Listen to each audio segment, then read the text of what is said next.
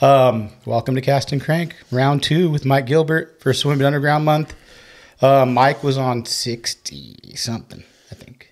Felt like ages ago. But yeah, it was a long time ago. This was when it first started the podcast. Really, probably the first swim bait guy. Yeah. Really? Not Purcell. Peters was on before. Yeah. Matson and Peters, and then I think it was you. Yep. Yeah. Yep. And then Purcell came on, and we had to do 2 takes because he couldn't have headphones on. Yeah. He stopped. He's like, I got to stop, guys. He took off. He's like, I can't listen to myself. So sensitive. A lot's been going on for you since you came on last time. I mean, you have the harness. That's to me, that was amazing. That's a great call. Building the harness and the bait, and then the DRT collab, right? Yep. Yeah. A lot of stuff. Always keep him busy. Yeah. Can we talk about the harness a little bit? That's super fucking cool. What about it? Like you don't have to use the fucking, the screw-in shit anymore. That's awesome. Well, everybody knows with like a beast hook bait, you always get nose blowouts. Yeah. You still get those complaints from guys that are like new to it that are like, dude, the nose blows out. Sometimes it might be on the first fish. Sometimes it might be 30 fish. Yeah. But it's going to happen. And for the most part, you can try and salvage it a little bit, but the bait's going to be toast. Yeah.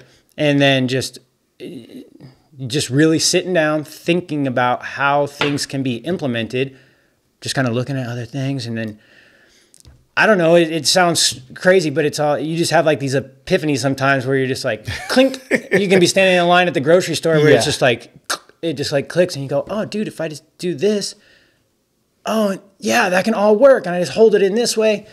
And then before you know it, you're doing little, after prototyping, you're doing little tweaks because there's earlier versions that totally failed. So how long did that take you to get the one you wanted? It was probably like the 6th or 7th generation of like figuring out, okay, how does this work? Because I was trying to do other things in the process. Like, how do I get it so that I can actually glue the eyeballs directly to the harness? It doesn't work well because once that seal starts breaking down, then water's getting in. There's so many variables. And then the chemicals that you're using to kind of make this all work, if there's a flaw in that chemical, it throws your whole process off. You think it's one problem when it's actually a different problem. Mm-hmm. And then you get the correct chemical that's actually working how it should and then go, oh, well, shit, man. The earlier versions probably would have worked. Does that change the pour because of the heat around the metal? I mean, yeah. There's so many like variables. Yeah, okay. Like how your plastic flows through the molds during different seasons. I don't know. Yeah, there's a lot. That's another thing I don't think about because you're pouring baits like constantly. Seasons can like change the whole pouring. Oh yeah, right. Because it's like too cold, too hot, too. Yep. What's the best season to pour baits in? Probably beginning of fall and late spring because it becomes like that perfect temperature. In the wintertime here, it's not even cold compared to the rest of the country. Right.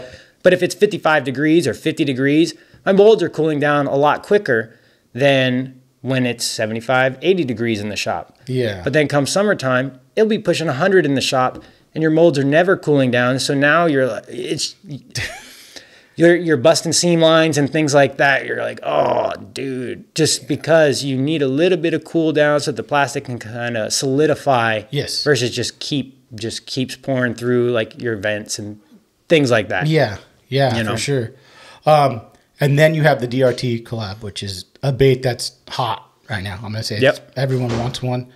Are you selling that through you as well? Yeah. Okay. My specific color pattern, that's through me solely. Okay. So all other DRT stuff here in the U.S. goes through DRT USA. It just kind of is what it is. It's just I wanted a real natural bait fish pattern that's versatile across like everywhere in the United States. So you can't go wrong with like a silver flash, turquoise highlight, kind of that electric turquoise like highlight to it. Yeah. With a darker back. You can't go wrong anywhere in the U.S. with that. Did you focus a little more on your home lake though, since that's kind of where you're going to use it the most? Well, yeah. I mean, you know what I'm saying? Like it's your baby. For sure. Like, but I just kicked the leg. Sorry. You tilt the mic up a tad. And let me check one more thing because I want to make sure his camera's fucking working. You're all good. I'm gonna just This thing stopped yesterday, so if you see it turn off, let me know. The red light's on. Look at that. Get to look at your sexy perfect face. White background. And you occasionally might see a shadow of a dog appear back here, and she might start whining. And, oh, I want in there so bad. Yeah, anything that I like put my hands on, it's because it's something I want. It's something I need. So yeah, the color is because it's practical. I mean, I think it's kind of out there now, but it wasn't out there. There's gizzard shad in the lake. Yes. So they're getting up to 18 inches is what they've been shocked out of. Like, wow, so yeah, they're monster size. Yeah. But they're 18 inches when you're shocking them. The ones I shocked, because I went out with a DFW, it was 14.5 inches. What do you mean your DFW? What do you mean? You worked there? No, I volunteered and went out with them. Oh, no way. Yeah, yeah. Oh, that's cool. I didn't. Dude, I have investment in... When did you do that? Things. Was it 2019? You probably were on the podcast when this happened. I just didn't know because I think I'd already gone. I'm so green. You're like, who the fuck is this guy interviewing me? I'd already gone out at that point. I would volunteer more. Just got to work with the schedule. You know, they got their schedule. And it's just cool to go out there and actually see and put time in on your water to get a better understanding of it and actually help the fishing. They care about that stuff. They want to know the numbers. Like when I met up with him the first time, I told him there's gizzard shad in the lake, and he's like, "Nah." Oh, really? He didn't I go, "There's gizzard shad." I've seen them chasing my baits in. There's 100% gizzard shad, and sure enough, last spot of the night that we went and shocked, boom, gizzard shad. Oh, so you're going through the lake and shocking the lake? Yeah, they break it up in like quadrants, I guess. Okay. I don't fully understand, but there's previously determined areas of the lake that they're going to go and shock and get numbers from. So he doesn't choose those from what he was telling me. It's just generated and they go to him. And so it just so happened to be that the very last spot, we went to the area that I had seen consistently gizzard shad coming out of. And we pull in there, shock them, and then it's like, oh shit, and I'm trying to net it. Because they're like little mini tunas, dude. They freak out. Yeah, they're freaking out. Is that the only thing that's coming up is gizzard shad or bass? Oh, no. Tons of carp. Carp, big carp, bass. Anything big? No. We shocked up one that night in the most random spot that, I mean, it was a quality bass. It's probably in like that 7-pound range. Okay. But that was the biggest. And then the funniest thing is we actually did a lot of work on the dam, and everybody's dream, oh, dude, there's so many fish sitting past that buoy line on that dam. Nah. Really? Dude, nah. Damn. It was shocking. Yeah. Like, not, it was shocking. Yeah, no, that's where I'm like, oh. No, but you just like, oh, I don't know about all this now. Yeah. Like, these fish are everywhere in the lake. They're picking and choosing their spots, but we go through some areas that just get absolutely pounded, not shock up a single fish. Does it change your perspective? Like, since you got to go out, where you're like, oh, this changes the game a little for me. Yes and no, because I'm already of the belief, like when some of our lakes are so deep in the Tule line is so deep, I think those fish are way back in those Tules. Shock boat can only go so far. It goes, we just run right into the Tules and the sparks flying off the Tules. No way. Oh yeah. Will it shock you if you? Yeah. Does it hurt? No. Did you try it? No, you don't want to get shocked, dude. Why not, dude? Just see. Hey. I'm not sure the amount of voltage going through, but they're very clear. Don't touch the water. Yeah. Is it a special boat, like a rubber? Okay. Yeah, and it has these big arms that swing out with tentacles that come off that are like the electrodes that go into the water. And so they just barge in there and then... All right, turning on the juice. Bang. Like the Matrix and shit. Huh? Yeah, there's a little foot bar up in the front that you as a netter are pushing down on, and you have a partner that he's on the other side of the boat netting. Yeah. So, yeah, it's a fascinating experience. Me, just the way I am, it may help me, but it just more or less, it's just cool. You just did it to help the fishery. Yeah. And help out. Okay. And being active in where you're fishing. And, you know, I just texting with them yesterday, just talking about like, what is the plan for the lake? What water levels do we have to be at in order for us to actually start building structure, cover in places so that the, smaller of the species have places to hide, but they also act as ambush zones for some of the predators. Because right now, dude, it's just like a mud bowl. There's not a lot of like offshore stuff. And so my mind goes, dude, those fish are buried back there. Yeah. They're buried way back there. You have 50 yards deep of tule, like, and flooded with water. There's a lot of places that fish can hide. And you can't get a bait to them. That's the thing, right? But you can't. I mean, I've gotten a couple that way when the water gets high enough, then you can kind of fish the top. Yeah. But it's a tough go. It's very frustrating fishing. Yeah. You're doing casts and your damn lines lapping over one, and then you're like, you know. It's interesting though to hear someone talk about giving back to the lake, because you don't hear many. Maybe people do and they just don't say it. But to actually reach out and be like, hey, I want to help with what I can. Because a lot of people complain, hey, the trout, this is the big thing. There's no more trout. It's fucked. Blah, blah, blah. Well, you're trying to do something, right? I mean, it's better than nothing. But I think a lot of anglers would. There's just nobody taking charge. And I don't have the time to take charge and manage this stuff. But I think a lot of anglers actually would. They're interested in making sure that their fishery is successful. If there was a point man that sat down and said, this is what the fuck we're doing. This is how we're going to do it. They understand all the ways, all the avenues you got to take to do it. It would happen. We wouldn't not be having trout plants because anglers would pony up and pay for it themselves. Yeah. I know plenty. If I know 100 guys that said, hey, I'll kick in $100, that's ample enough cash to get trout stockings. Do you think we could do that? Well, I know us as fishermen would do it, but I don't know the avenues of how to make it possible. Done. Yeah. You hear rumors and you hear these things like, oh, yeah, you just do this and this and that.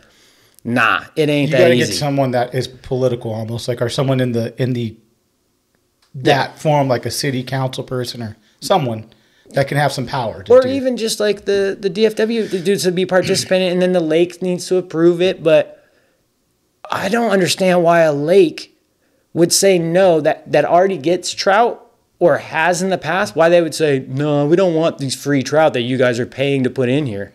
You know, it'd be cool, though, is to figure out a way to do that, but not let everybody and their mom know it's getting stocked so the trout can at least, you know? It'd almost be a private thing, but then how are you going to do that? But then again, what's the benefit to the overall community? Because the trout is not there to feed the bass. The trout are there to encourage youth fishing and adults that want to come and catch trout. Because trout fishing, for the stock trout, they're young, dumb, and out there, and they're biting. Yeah. So if you're fishing for them, you can catch them as long as there's ample supply of trout in the water. There's nothing more depressing than going, hey, it's the kids' derby. Nothing. And not a kid catches a trout. What was the point of that? No, I agree 100%. All those trout got dumped, and then they just took off, and they're out there suspended in 30 feet of water doing circles in the center of the lake where these kids that are on the shore don't have access to. I'm not trying to crap on it. I mean, the program, it's good that they do this. They just need to do more. But I don't know what all the behind-the-scenes action is about. We hear all the excuses and all these other things that have been going on for, 5 years now? Okay. Whereas if it was a private company that wasn't getting our public funding, all of us would have fired these people years ago. Yeah. You'd be like, wait, you failed this year. Dude, you're cut. Mm-hmm. But we don't have that option. I don't know. I'm probably speaking out my ass right now. How fast are those baits selling, those DRTs, when you put them up? Insanely fast. There was a lot of them. And how does this drop? So you know more than anyone because your shit goes quick. People get pissed off and go, I didn't get one. How does it work? I've never waited for a bait to drop. So you drop them and what happens. Like, hey, if you can get it, you can get it. You can't. Yeah. Right? I put out emails. Say, hey, subscribe to our email newsletter. And in those emails that get blasted out to thousands of people, I say, this is the time that the bait is going to drop on this date, this time, Pacific Standard Time. Mm-hmm. I put all the information. Hey, we understand that there's issues with the checkout. So if you want to increase your chances of getting a bait, add something to cart right before it. Go through the entire checkout process, but don't actually check out. Then your information is stored. Then slide right back over. All right, you're going to drop at noon. It's 11:58. Wait, refresh. Okay, it's 12 o'clock. He said 12 o'clock. Refresh. Boom, they're like, add the cart. You don't have to enter any of your information for the most part. The cart's already ready to go. You're ready to go. Bang, bang, check out, whatever. And I'll get follow-ups where people are like, dude, wrong address. That's fine. It's equal access for everyone. A lot of people miss out, but a lot of people get the baits. And It just is what it is. Like it's amazing to go like think about it. They sell quick. Like 30 seconds was the last couple of launches, which is insane. It's absolutely insane. Yeah. To think about what you were doing, filming, say, like what, 10 years ago, 12 years ago? Oh yeah, I mean 5 years. 5 years ago. Okay. Yeah. Would you think, man, I'm gonna have a bait company where my baits sell out in 30 seconds? No, you never think about that, because my mindset is like that scarcity mindset, which is sometimes kind of disastrous. Of like, it's not always going to be there, so you always got to keep grinding. That's like how I grew up. It's not going to be there. There was no cushion, so you always just got to keep chasing, and that's to my own detriment sometimes. But I don't know. I don't think about it that way. Like, I never thought I would be here. I just don't think about it that way. I just keep going. And in the grand scheme, it's still very small. Like what you're doing though, I mean, what I'm doing, what most of the people in the swim bait community are like, dude, people get way too big headed about this shit. You are still just a fucking small fish in a gigantic ocean. Especially for swim baits, like its own little thing out of largemouth actual, tournament fishing is like humongous, and here's a little portion of swim bait. Yeah, like dudes think they're crushing it sometimes, and they are on a personal level. They're absolutely on a swim bait level. How about that? Yeah, on that level, Yeah, and we're all doing the best we can, but in the grand scheme, like, dude, these people are like, when they're going into mass production on a lure, they might be turning out 5,000 baits a day.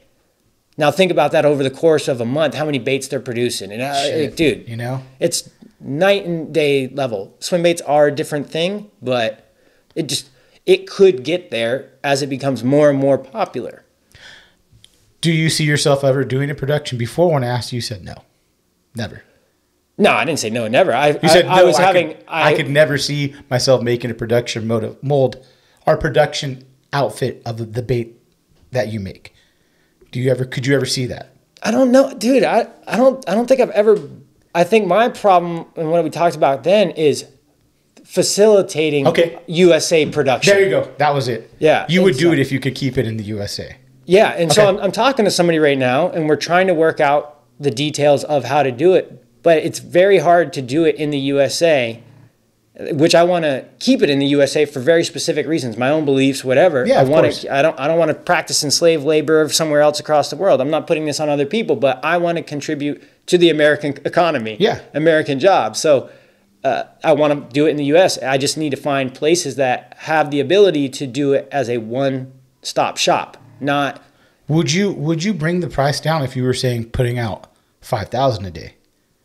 Would you keep the bait the same price? No, that's a supply and demand issue. Yeah. So like if I can get 5,000 baits made in a day, then your price is going to come down. But right now it's all on my labor, so that price has to stay the same. Now when you keep it in America, our wages are more expensive. So is the bait, if it's made in the USA on a mass production level, is it going to be competitive to a bait that's made in China? No. Mm-hmm. It may be cheaper than what it currently is, but it's like comparing apples and grapefruits or something. You're like, dude, they're totally different things. What about, do you think that if you did something like that, would you lose hype? Because a lot of people think swim bait get hype. So maybe in the point of like, it's a supply and demand thing. So say if you give it all out and you're like, people want them, but I'm not trying to shit on anyone, but people buy baits to save them, put them on their fucking wall. You know that. That. They want yours to do the same shit. Now, if you made that many, do you think you'd lose a little bit of the...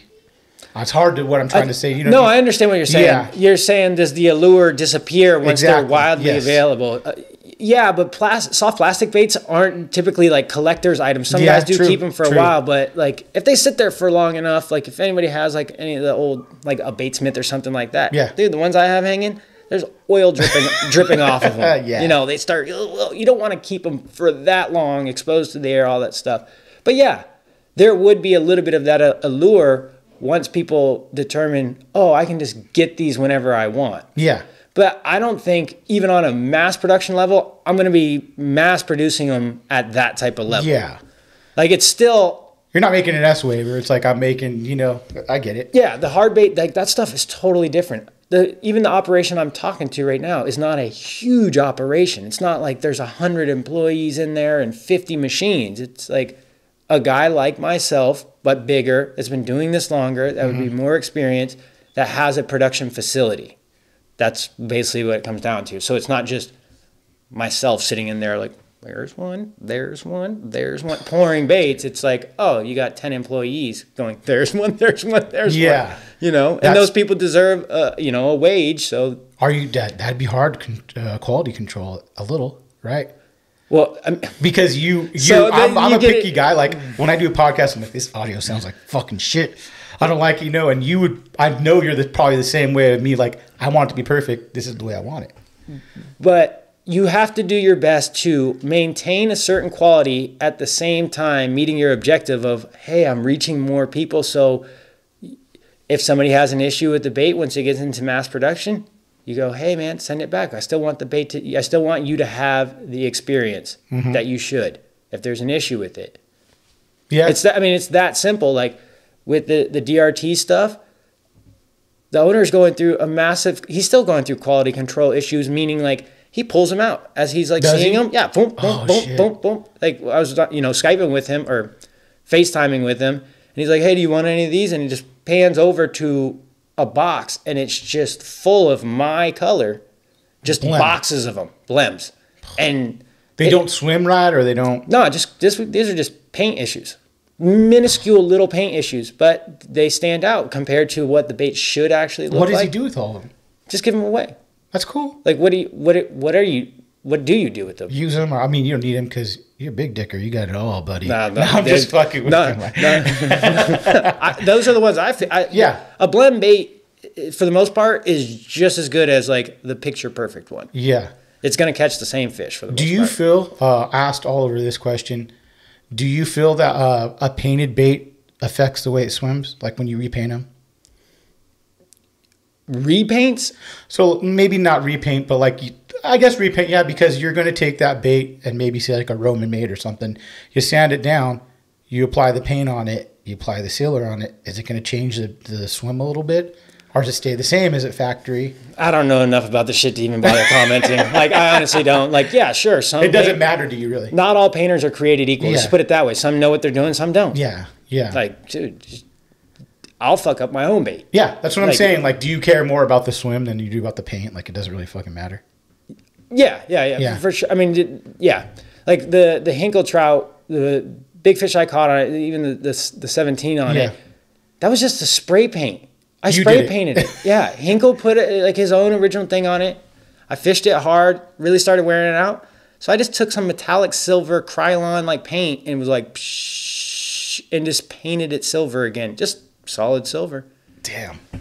The fish didn't mind. You just let it dry on the rack for 48 hours. It's cool to hear from dudes. I'm saying because like sometimes you think about, oh, my bait's fucked up. I got to get it repainted. Well, maybe just use it and fucking try to catch fish. But if you have that killer paint job on it, does it give you more confidence to keep fishing, which then leads to you being more successful with that bait? Yeah. It's all like a lot of this stuff is like a mind game. Do you have the confidence to keep fishing that bait, keep throwing that bait? If you do, you're going to get bit on it. It's this shit of like jumping back and forth and like, oh, fuck, I don't know which one I'm throwing. I got 10 baits on the deck and I'm throwing them all. Do you, when you go fish, when you're fishing for your big fish, like we talked, you go out, I want to have my camera running in case I get that fish. Do you have 10 decks or 10 rods on the deck with different baits, or just your 2 or 3 you're focusing on? I mean, over the last couple of years, I've narrowed it down even more so that it's like there'll be like 1 or 2 for the most part. And there's subtleties in those baits that are there. It might be like a hard bait like a DRT, and then a wedge tail bait, and then a boot tail bait. Mm-hmm. Like that's kind of it. Like color pattern. He just keeps slamming the door. That's fine. It doesn't matter, dude. He's like, Dad told us to be quiet. Bam! Bam! It just echoes through the house. There might be little subtleties, but for the most part, like, yeah, I pick my poison and I stick with. I'll force feed them fish like that. See, and I think because I know get to talk to so many different people that do like, yeah, some guys have 10 fucking rods on their deck. Some guys have 3. So it's cool to hear your opinion on it. Like, I have 3 because that's what I'm going to work on, and that's what but you're force feeding them. You know? I call it force feeding. But I know the baits work. So if they're not getting bit, it's there's several reasons why. I'm fishing in the wrong spots. The fish are just over it. They move somewhere else.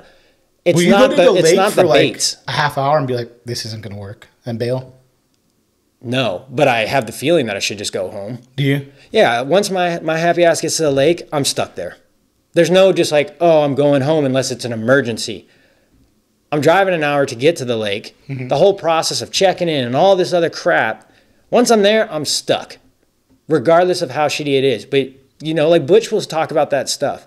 He doesn't live far from the lake. Like, that's amazing. I understand what he's talking about. You can roll up, you get on the water, you kind of mutter around, and you're like, oh, fuck, dude, I should just go home. I can't explain the feeling, but I have these feelings sometimes. And then better spot, if you have like a little testing ground where you're like, oh, I got this certain little toolie point that I always get bit if it's going to be a fire-ass day. But if I don't get bit there, it's going to be a grind. And it might only be like a 2 or 3 pound fish. But he's going to bite on those days that it's cracking. You know you're going to go around the lake and find what you need. Yeah, and then, but most of the time, it's brutal. Yeah. But, you know. I mean, and you're taking those 3 things, or, you know, you take with you, and you use low down custom rods, right? Yeah. Everything. Yep. Right now I have I fish the low down extra heavy, and then I have some DRT rods too. But those are the 2. Yeah. But like low downs is like for me, throwing like the big soft plastic, like the low down extra heavy that I have is like it's got everything it needs to drive a giant beast hook home. Like that wind up and hit them, like it's just like perfect for that. Yeah. Yeah. What's your so when we talked earlier, you said you take your GoPro almost every time you go fishing. That's because you want to capture that. That's what you love doing is film, right? You love editing and capturing that moment. Yeah. When a lot of guys will be like, "Nah, I just go to fish." You know, I do. I don't turn a GoPro on. It's like, do you feel like sometimes that moment's just yours and you just want it, or you just like to have it on video? Like, what's your whole outlook on it?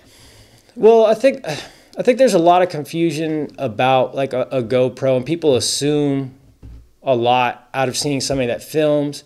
They assume that everything you catch, you're putting up and sharing with the world. That's the first thing that they're assuming incorrectly. Or for me personally, I've seen too many guys get dragged through the ringer. It's easily solvable if they go, all right, you're running your mouth and you're saying I didn't catch this or this and this and this way. You're saying I'm bed fishing because I got power poles down sitting out on a point. Or you're saying I did this and this.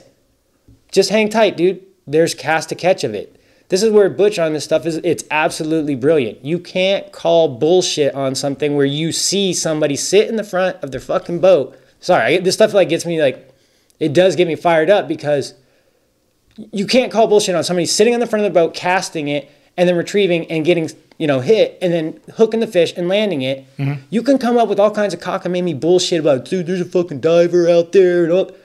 People said shit like that. People say the craziest shit. No, I'm dead serious. People say the craziest shit. They're out of their fucking minds on this stuff. So imagine if you catch a lake record and you don't have that stuff and there's already tons of rumors flying around you. Dude, it's got your own back. And you don't put out everything. I'm sure like we haven't seen a lot of stuff out there that's available from guys that do film. They keep it for themselves. They review it and go, oh, I'll go back. And you look at it and go, fuck, I thought it happened this way, but it actually didn't. I was actually set up this way, and I was throwing this at this time of day. Like, it's crazy how your mind will play games. You're using like football footage, almost like you're reviewing your footage and going, dude, I fucked up here. You go working back on my technique, doing this. Yep. I think you talked about that. Someone else did. Someone else had the same idea. I talk about it from time to time by somebody else. But this idea of like people saying like you're out there filming for your ego. Well, no, I'm filming because I need to, because I'm chasing giant fish. I want it to be legit. The only way I can prove that it's 100% legit is if somebody calls me on it and it's their cast to catch. The other side of it, yes, I am running a business. It does help sell product. That's the other thing. But I don't put out everything. You know, you killed that bite, blah, blah, blah. Dude, I've been fishing that spot for 5 years and I've never seen anybody. And I'm putting in 3 or 4 days at the week. What do you mean I killed that bite? Yeah. Like, you know what I'm saying. Like, no, well, I don't, because you get it. You know what I'm saying? I don't get it. So it's like hearing someone tell me about it, it's like shocking. Yeah. Like, you got to be fucking kidding me. You know, and it makes complete sense to go, yeah, like me, if someone talks shit, I go, whatever, block you, delete, whatever, fucking, you know? You were like, oh, what, you know, like, here's the proof. Here's what I do, you know, like but it takes a little bit of, it pisses you off, you could tell. If someone calls you out on something, it pisses you off. Well, I think it pisses me off because it makes me feel like guys are fishing for the wrong reason. I'm not out there fishing against anybody else on the lake. I'm fishing against myself. I'm fishing against trying to catch these fish. It's a mind game between me and those fish. I could care less what anybody else is doing. Mm-hmm. I'm not out there measuring against other dudes. When they catch big fish, yeah, I look at it and I'll be jealous, but I'm not jealous because they caught the fish. I'm jealous going, what did I do wrong? Like, there's a huge difference. Do you know what I'm saying? Like, no, I'm not envious and then instantly jump to like, well, fuck, they're cheating somehow because I wasn't able to catch the fish, so they're fucking cheating. Yeah. It's all... no, I get what you're saying, because you're going like, I should have caught that fish. I'm glad you caught it, but I should have did it. I don't know what I did wrong. That's why I'm pissed off. Yeah. I didn't catch it. What did they figure out that I haven't? Exactly. Do I need to reanalyze this and go, oh, okay, I need to switch up. Yeah. That's what I'm doing. Okay, I need to do this. Stoked they caught that fish. I mean, it does hurt a little bit when just like a random dude shows up and like hasn't put any time in and catch a big one. That's what I talked to Matt Purcell about. There's guys that go by these baits and you got a lucky chance to go, I take that DRT out and I don't know what the fuck I'm doing. I start fishing it. Guess what? I go 10 times in a month. I might catch a good fish. Mm-hmm. I don't know what the fuck I'm doing, but I'm just throwing it. So takes a little bit of skill out of it going, well, any fucking dickhead can grab the rod and throw swim bait and try to get lucky. It's like gambling. But that happens. I get lucky from time to time where you're like, oh, fuck, you're just chugging along and you just like throw over there. Boom. Oh, fuck, it's a giant. It's real easy to sell it as you meant to do that, which you see guys do time and time again. Some of that shit's just straight luck. Well, I'll take it back. Maybe it's not luck, but maybe there's something inside there, an instinct that you're not even aware of that told you, okay, cast over there. Maybe something like that exists.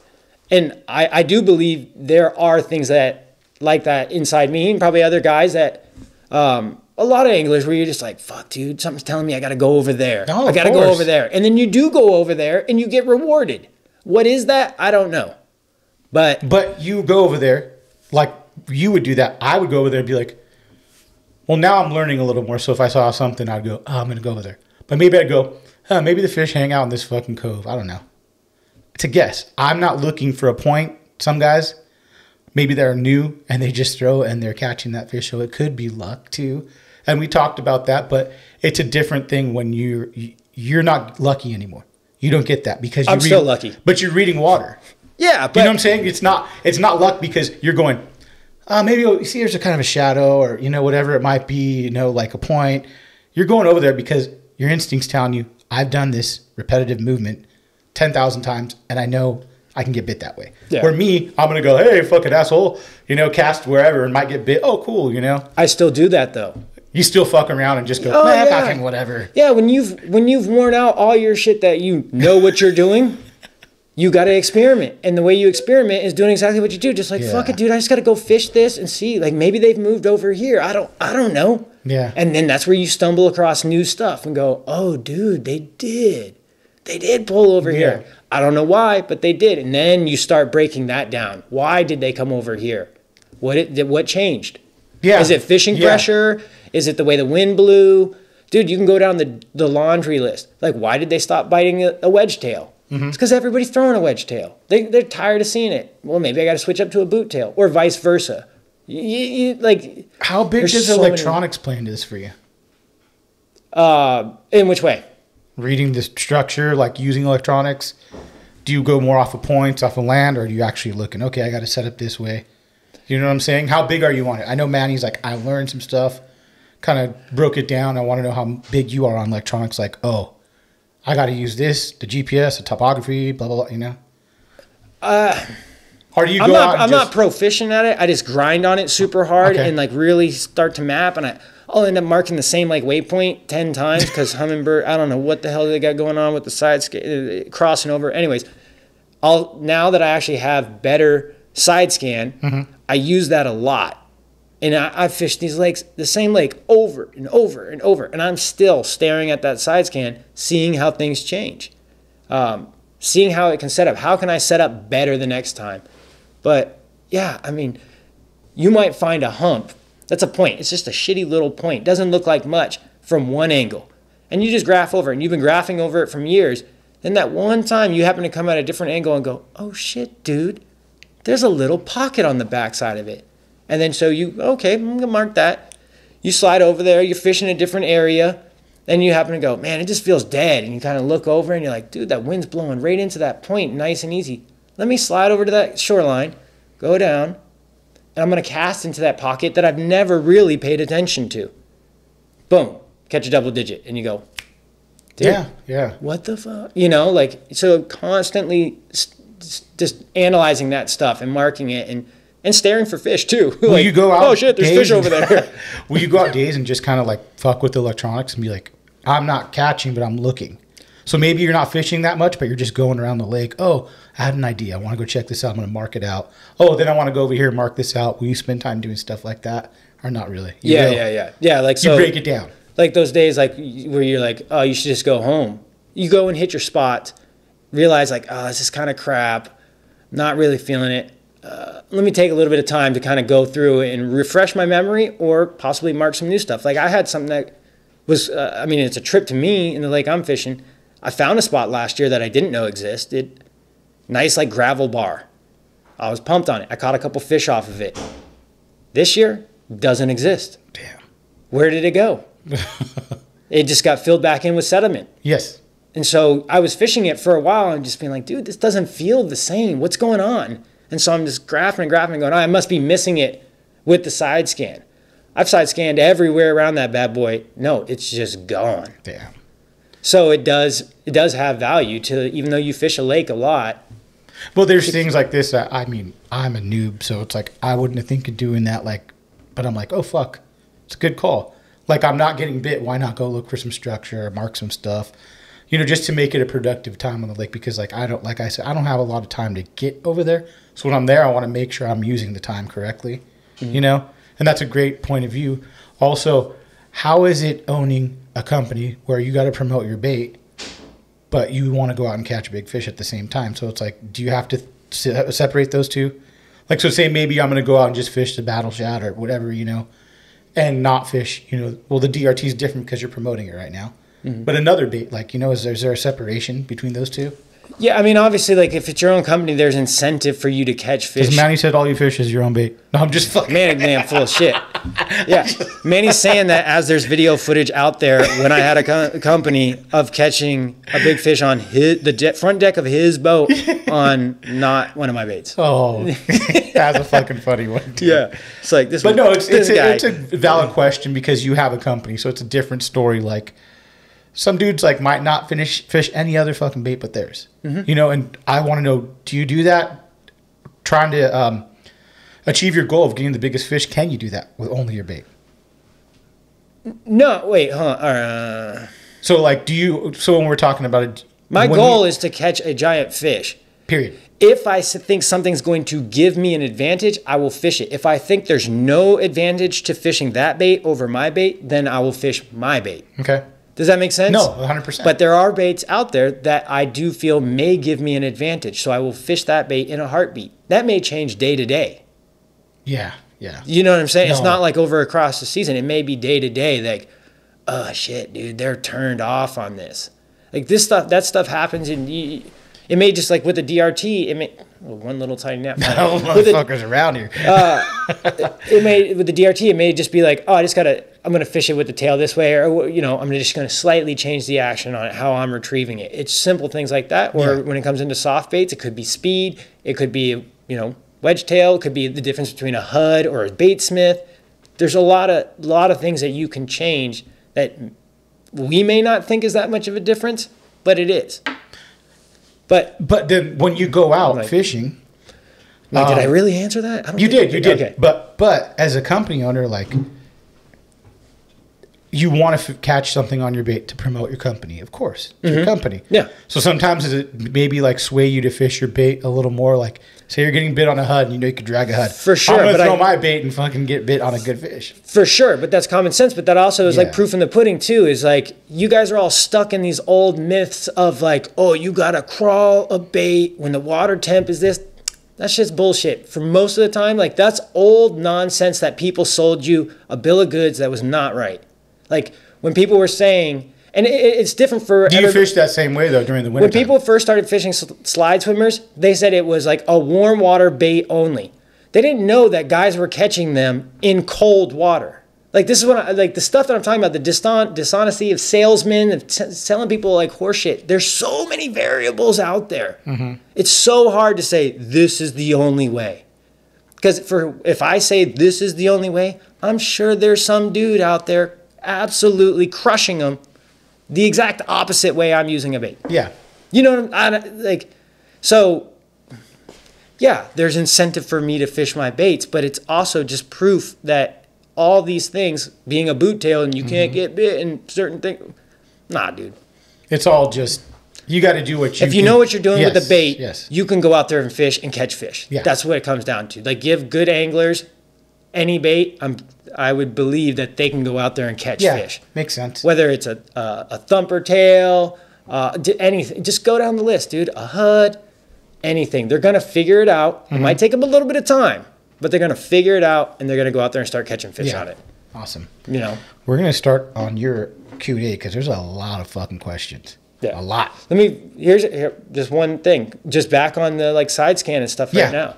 On the lake I fish right now, I have over 500 waypoints just on half of a lake. So there's 500 individual little all throughout the lake.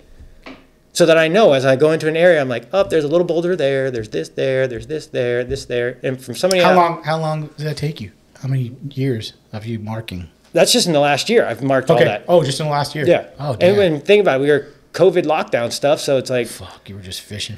Yeah, as you go through, you just mark. They never closed Skinner, did they? Yeah, they did. How long? During the prime time, for a month. Right now's the prime time, bro.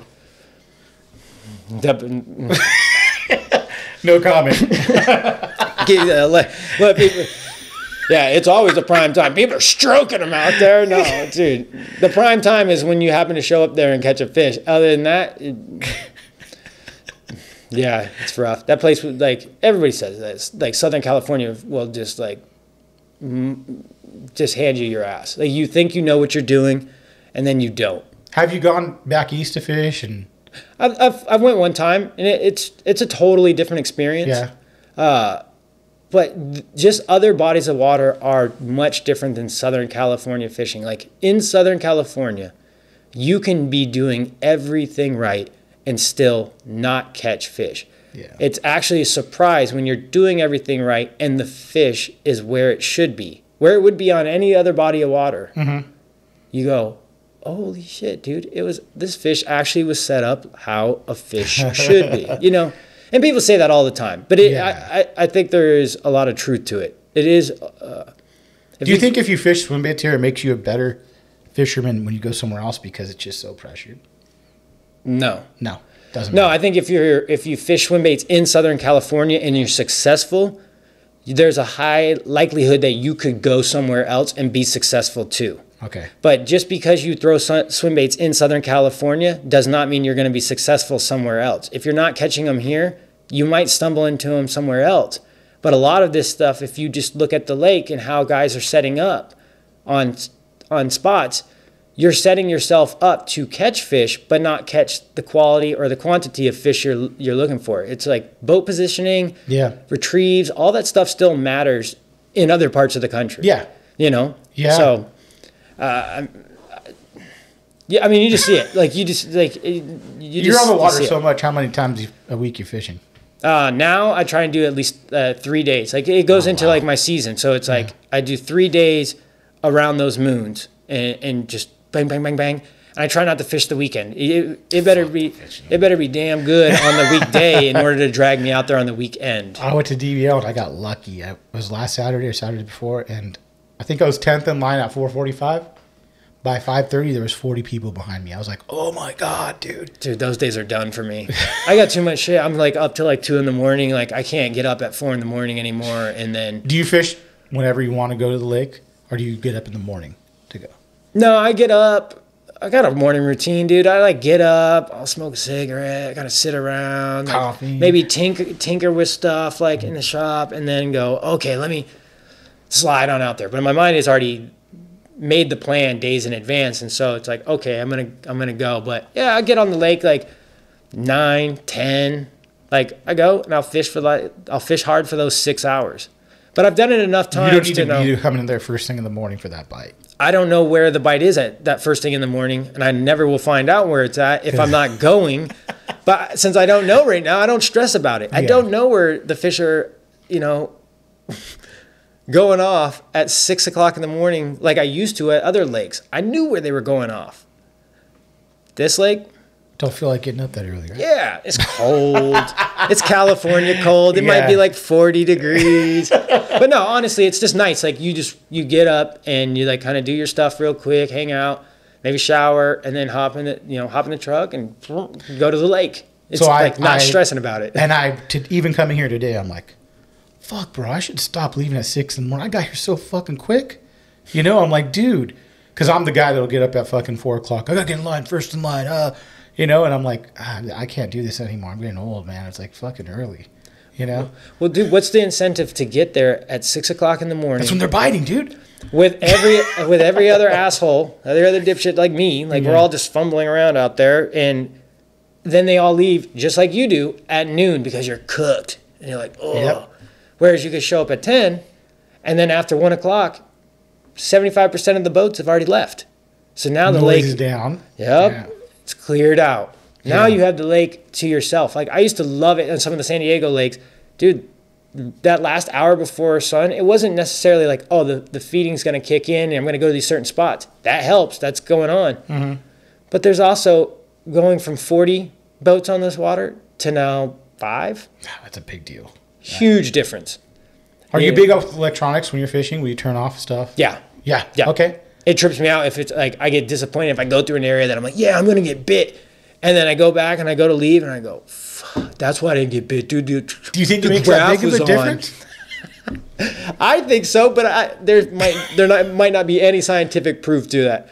Or, like a Hummingbird 360, that shit will bamboozle you because it will auto turn on. Oh, you don't even know it just auto turns on. And so you might not be paying attention because you just got your map set up on your front deck. Yeah. Meanwhile, that thing's just up there like bang, bang, bang, bang, just blasting these fish. Yeah.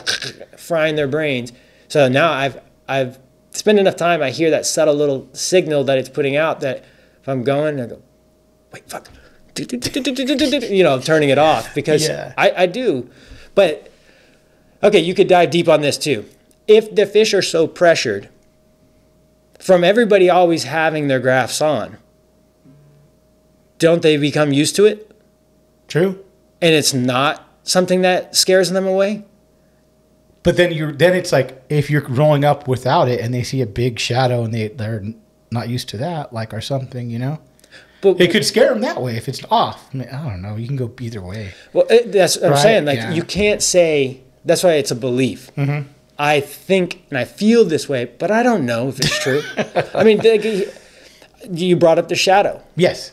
Imagine if you're fishing. I fish with the sun to my back a lot. Which these shadows play a big game fishing, correct? Yeah, but I don't think guys think about these shadows all the time. Like Bill Siementel was talking about shadows. Funnels and all this stuff. Yeah. I've never had any success in any that mindset out there in an open water. But Bill Siementel has put out some really good information for people if they listen to it and absorb it. Put aside anything that you hear gossip and crap like that on the internet. No, certain things are actually just golden nuggets. Mm-hmm. If you actually listen to what's being said and apply it to your fishing, you can have a lot of success off of it. Same as other dudes put out golden little nuggets. Butch doesn't talk much. But sometimes if you just pay attention to what the fuck they're actually doing. Yes. His actions speak volumes if you're paying attention. Same as other people. Mm-hmm. Just look at what's going on. But with a shadow, People, I don't think about a simple aspect of if I'm fishing in 20 feet of water, sun's back to my back, and it's low in the sky, and I'm fishing directly in front of me, but I'm fishing to 40 feet. What angle is my shadow from the boat being cast way out there? The deeper you are, the further distance to where your shadow is actually going to be covered. How far do you think the shadow goes deep? I mean, it just comes off your angle. But no, like how far will that shadow cast in the water? What do you mean? It will Like, cast all the way to the bottom, what if bro. it's a little murky though, you know, like it'll go all the way to the bottom. Unless you're like in 100 feet of water. Yeah. Like, you know, like at different depths, you are going to get different light penetration. yes. But I don't think most dudes, Think about that. well, think about it, but even just are fishing so deep that in like clear water. Oh, yeah, you can like, see the bottom. Go to Lake Murray on a clear day, you're like, dude, 30 feet is crystal clear. Fuck. Like crystal So you clear. can see your shadow right down there. Diamond Valley doing the Yeah. same thing. Yeah, you can see your shadow moving ahead of you. If you got the sun to your back, you see your shadow ahead of you. Those fish were aware of you, especially if it's deep water, long before you even got to them. Oh, okay. They knew you were coming. So that fucks you. You can analyze so much of this stuff like so many ways, like whether you're pushed into the Thule line. Like I think a Thule line is a great example of like masking as best as you can. You push all the way up in there. So I love aluminum boats. I don't care so much about them getting beat up. Like just, dude, just let it get in there. You got a tree like grinding against the side of it. Like shit'll buff out. Like whatever. It's not a big deal. Like you try and mask the boat as much as you can. All that stuff matters, in my opinion, but I'm not a bass, so I don't know if it really does. But there's little things like that. Like I wouldn't have thought of that at all. Like, and I'm not anybody, but like just these little golden nuggets that I hear from people. I'm like, shit. I didn't think of that. Like when I went with Charles, I talked about this all the time because this is something he pointed out was a shadow. Hey Nick, throw right there on that line right there. Oh, I got a fish. Put me on a good fish. You know, like. Mm-hmm. Something I wouldn't have thought of. And then I went to another shadow and hit another fucking fish. Yeah. You know, it's like, wow, crazy, you know? If you listen. Well, here's a good example. Think about guys that are in Southern California that are fishing Thule-bound lakes. What is your strike zone? If you're fishing the Thules, what is your strike zone? I don't fucking know. What is a strike zone, Mike? I don't pay attention this much. You're stressing me out. So you're going to keep I'm going to come right off the Thule line when I'm fishing a swim bait. Okay, so what's the most effective way to keep your bait right off the Thule line? Line my boat up right against the fucking Thule line. You fish parallel to it, right? You're covering multiple things. Yeah. You're leapfrogging your own cast. You're fishing the water effectively, and you're keeping your bait in the strike zone. And if there's a slight shadow cast, you can keep your bait right on the outside of that shadow, so it highlights your bait to a fish that's sitting in the shade pocket. Bow. That's the perfect ambush position, especially if those Thules come out to a funnel, a point, something like that. Mm-hmm. It's perfect. How do most guys fish the Thule line? Throwing at them. Standing outside, casting towards the Thule, and instantly bringing. You got about 3 or 4 feet off that Thule line. You're only getting 3 or 4 feet of strike zone. Correct. Okay. And you're throwing your bait straight on top of the head of the potential ambush. So instead, it's like, God, what maybe these guys are thinking like, fishing a jig. I'm fucking totally different. But totally maybe they're different. just used to that. So where they're like, oh, it's like throwing a jig, throwing in the Thules, dude. You know, like, I don't know. I would think the same thing. I want to be right next to that where they'd hang out. And I apologize if I sound like condescending about not it. At all. Not at all. Just like if guys just slowed down for just a second and kind of like thought about the process. Fishing a swim bait is not conventional fishing. Totally different things. You got that boosh. Like try and throw a swim bait in there and it go bloop. Like it's almost not gonna happen. Whereas you can slide in there, flip and pitch, and it's just like bloop, bloop, bloop, bloop. Little tiny things that aren't off-putting, you know? Like But do you agree with people when you got to learn how to conventional fish pretty well? Nah. To be a good swim bait fisherman? Not at all. Really? Yeah, I don't fuck with that shit. I put that stuff down a long time ago. So you never... Okay, how long did you really conventional fish where like... Seriously. Like, my progress was relatively... I don't know the exact time, but it was relatively quick. Like, they're totally different, in my opinion. wow. Totally different. Wow, you're the You first need to person understand say how you this. need to understand how people, like how fish move and all that other stuff. But if I'm only going to be fishing swim baits, okay, the basic mechanics using conventional gear help you, but you don't need that in order to start swim bait fishing. Learning on a 200 size reel how to use a bait caster, Good enough. yeah, whether you're throwing a little worm on 100 or 200 or whatever the hell it is, or crankbait, how's that any different than starting out with like a 6-inch HUD? See, so you're saying, say I just started fishing. I'm like, oh, You look at all the conventional guys that are heavy conventional guys, and they're like, dude, they horrible at throwing swim baits. How does that cross over? yeah, I this is a great perspective because I've had I don't think it's three needed. dudes that say, hey, no, I think conventional is a big, help to actually learn how to make the swim bait work. All around a good point. Hey, you worked a jerk bait before? Yeah, work it like a jerk bait, or whatever it might be. There's some good points, but it's cool to hear a different perspective. Like, if I'm a kid and I'm like, hey, I want to get into swim bait fishing, I've never fished before. Go grab a HUD, drag it, whatever, might be. You take, just go for it. Fuck it. Go for it, fuck it, because the same principles need to be learned on the conventional. way. You don't just go out and you got to learn how to use the conventional stuff. So you're almost feeling like throwing whether your starting point is conventional or swim bait, you still have to go through the same basic mechanics. So sitting there saying like, oh, you learn how to like drag a worm. Okay, you're learning how to drag that worm. Maybe I'm missing something, but I just like not. Dude, my son has gone straight into swim baits. Never touch conventional. Never. Oh, that's awesome. And so he doesn't know. Yeah. Does it make it tougher for him? All he knows is swim bait, so shit, he doesn't know. Hey, what did you start your kid on? The first thing he started throwing was I'm pretty sure it was the Tiny Clash. Really? Yeah. Do you think that's like a good thing to have your kid start? Like, if you say I wanted to get my kid and have him throw a swim bait, you think that's a good deal to start him with? No, he just Dad just had it. Yeah, I just forced it. Like, hey, this Yeah. is what we're doing, dude. Like that, it just comes down, and then but he got the experience. So we throw in, the Tiny Clash. It's a great size bait for him. He can throw it. It was a high float, so he can see it. He can understand how it's working. He was fishing the hot pink color for a while, so he could see it all coming. Yeah. And then you get that first like striper blow up. He's like a 5 or 6 pounder. It's all bah! And he's like, "Whoa, God!" Trips out. And then he's like, "Okay," you get that positive reinforcement of what you're doing is right, and then you learn to experiment with it and do other things. But we go from that to he wants to go and catch the little schoolie stripers. All right, well, dude, let's just throw little tiny lead heads and just burn them bad boys. And he's like, this is amazing. Yeah. So you can kind of work back, but it's still a on Tackle Warehouse swim bait, even though it's only that big. But Tackle Warehouse says.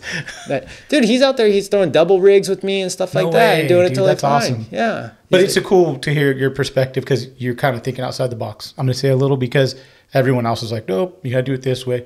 And then again, most of those guys are conventional guys that come into swim bait. Yeah, and you kind of like jumped from what you were doing and just said, fuck, I like doing this. Right. I think you asked. Didn't you ask? You asked Butch maybe something similar, right? But I think he's like, nah, almost the same kind of mindset. He's just like, nah, dude, he's just straight swim baits. He'll mess with like stuff that he feels is going to give him an advantage. Spinner bait or something like that. Yeah. But he's got proof in the pudding on that stuff. Like if you've been around long enough, you've seen where Butch has put up big fish on his spinner bait. Of course. You're just like, fuck. No, that's a great point of view though on that one. Now let's jump into the questions. We got a shitload. Everyone wants to hear from you. I don't know. Right. Just want to hear me rant and rave and babble on about bullshit that I don't really know about. Do you follow swim bait memes? No. I'll see it from time to time, but yeah. Great. I'm looking at the thing and the first thing that comes up is swim bait starter pack. Are you on Instagram? That's why I'm pulling everything off. You're just gonna go open up the comments on it and just go. All right, cool. I'll make sure there's nothing. Are you gonna shout them out? Who it is? Yeah. All right, cool. All right. I got a lot of them, man. Let's do the newest first. Just let them rip, dude. We'll just burn through them if it's a.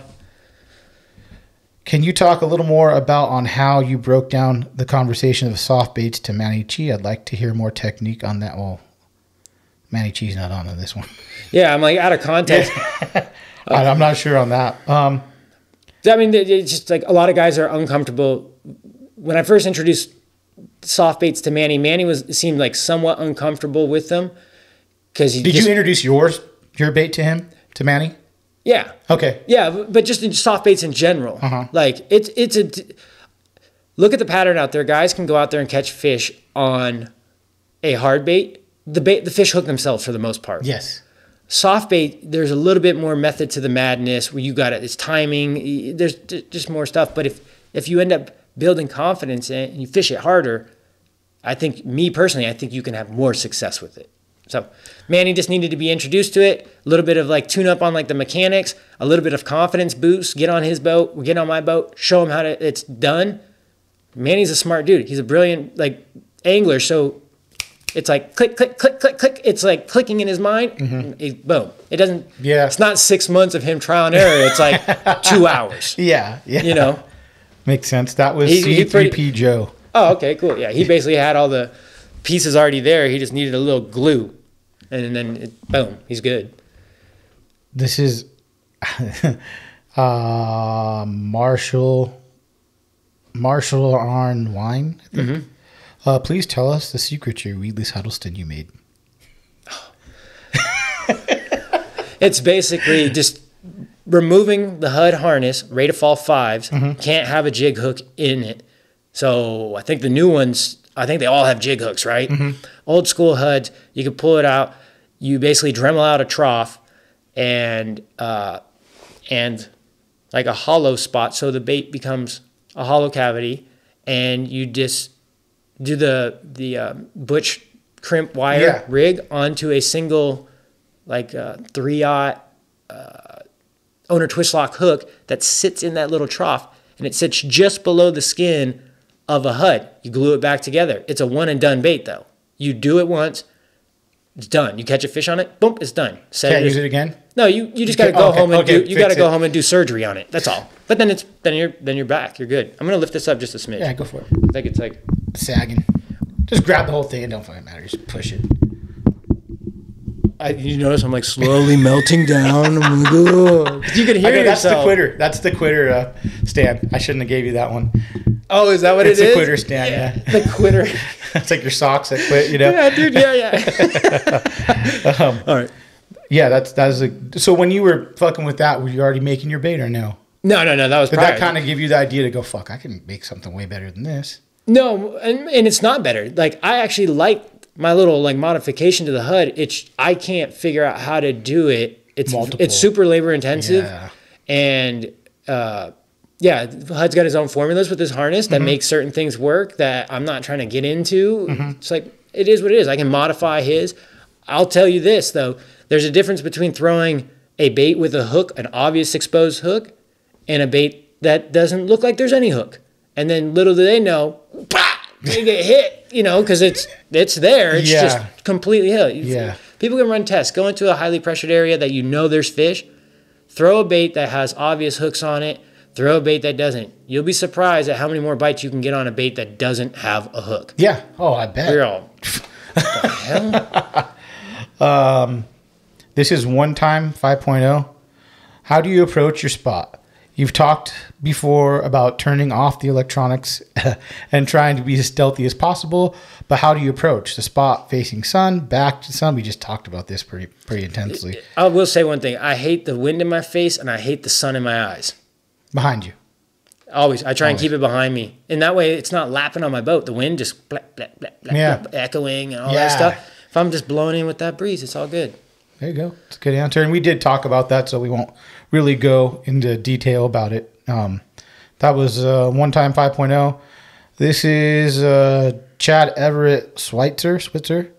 When will you throw a Battle Shad 9.0 versus a 7.5? I think that's just like pick your poison.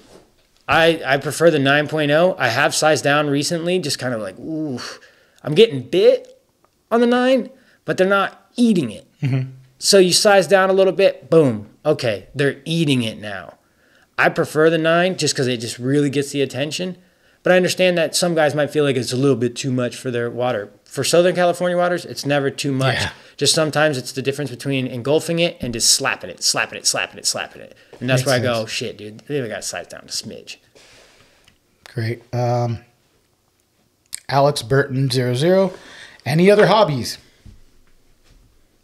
Film, maybe? Yeah, not at this point, really. I mean, dude, I'm consumed. Fishing and just family life. Family's not a hobby. It's just like, dude, you got to do your, like, right. Do your stuff. Like, maybe a hobby is like building shit for my kids' chickens. There you go. Like, does he take care of those? Those are his? Oh, those are his chickens. You don't do crap. He does. I don't do anything except for build shit for him. My wife helps out cleaning it from time to time, but it's their responsibilities. Do they love eating the eggs? No, but I do. They don't like the eggs? Dude, those little Sarama eggs are... Dude, I loved the flavors, the eggs, like, bah! Yeah. And the orange yolk, like, oh, God, dude, so good. Huge difference between store-bought shit, Oh, right? hell yeah. It looks like a completely different egg. Yeah, it's like glowing, the orange. You're like, dude, what? And then you get that, so good. I love eggs, too. Yeah. This is from Alex Martinez 324. What is the best thing to do in a scenario where, for example, the battle shad creeping it and you get bit, thump, swing, and nothing? Continue to slow roll and thump again, and swing and miss again.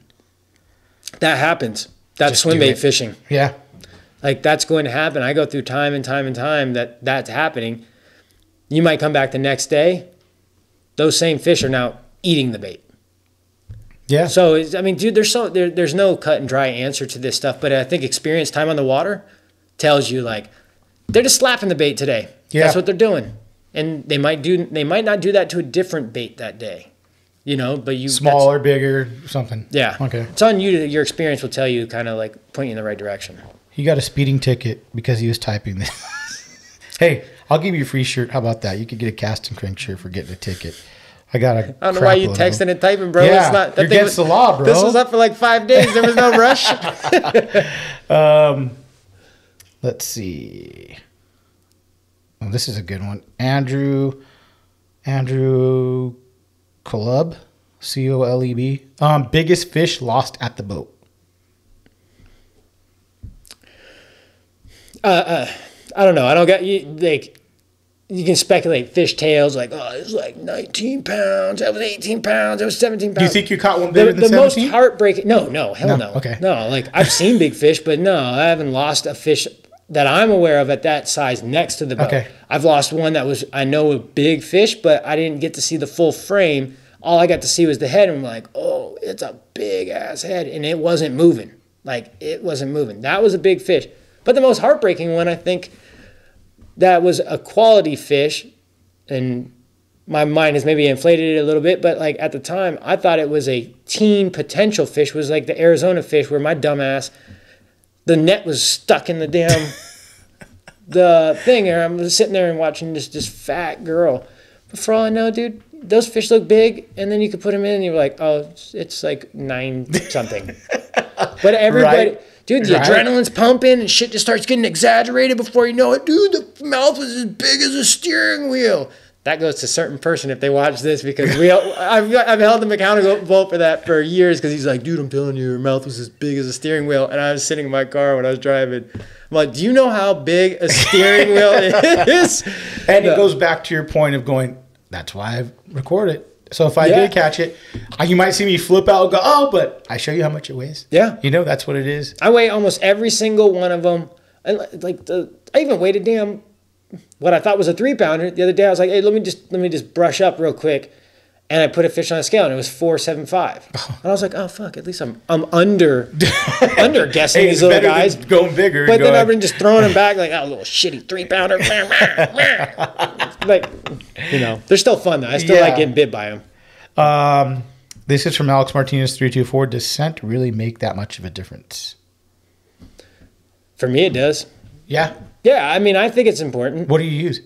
Well, I'm not going to tell you. Oh, you have a secret scent? No, because it's like, then everybody else is going to have that scent. And like having this thing does quit on you. Look at it. It's back down. I'm sorry. You can hear you just fine. Because I'm just going to compress this whole thing and fucking, you'll be able to hear you just fine. So you can just. Scent wise, just something helps. Anything helps. There's some flavors that are great, other flavors not so much. Yeah. There's sprays, gels, all kinds of stuff. I had that garlic stuff blow up in my fucking in my hatch. The garlic bang. Yeah.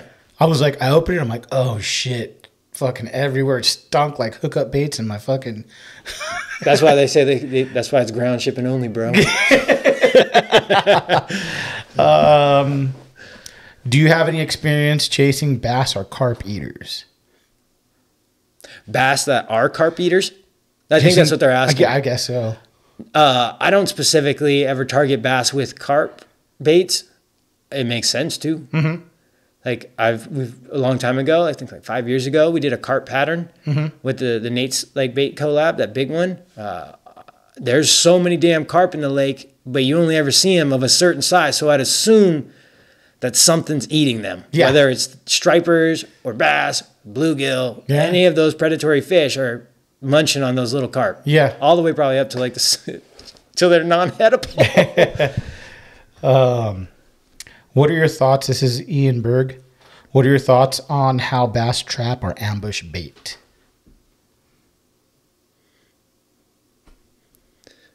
I'm trying to think like in what scenario they're talking about. Let's talk tulies. Since you fish, like tule line a lot, do you? Yeah. I mean, in Southern California, let's talk about that since this is where we're at right now. Well, you have like if you're talking about bait and you got shad populations going in, you can see how that goes. They use it two ways. They'll sit and ambush from inside those tules, or they'll corral and use the tule line. Even though those fish can penetrate the tule line, they'll corral the bait fish as if it's a wall, and you'll see them get pushed into a small cove and. And there's going to be big fish mixed in with that. They're still eating those same shad, especially when it gets into the good threadfin stuff that's like 4 or 5 inches. Yeah. In some lakes down here where they look bigger in the water, they might be bigger. I don't know what the chances are.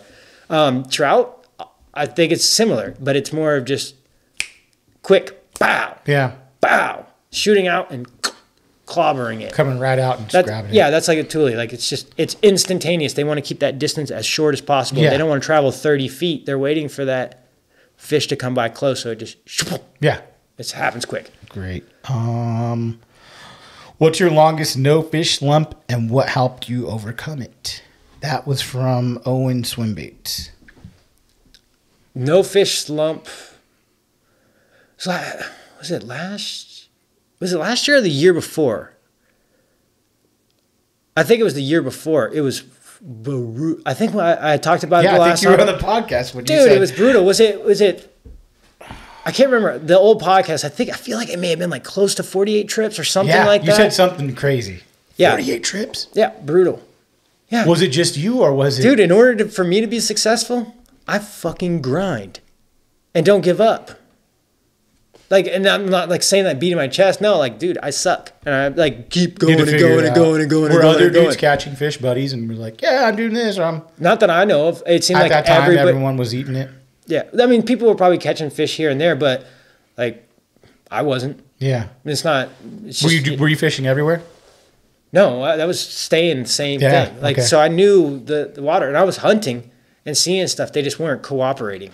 And you go through tough spots, dude. Like you go through times where the lake is just handing you your ass. Yeah. And you're not thinking straight or you're just not focused. I've tried to this past year, I've completely switched my shit up.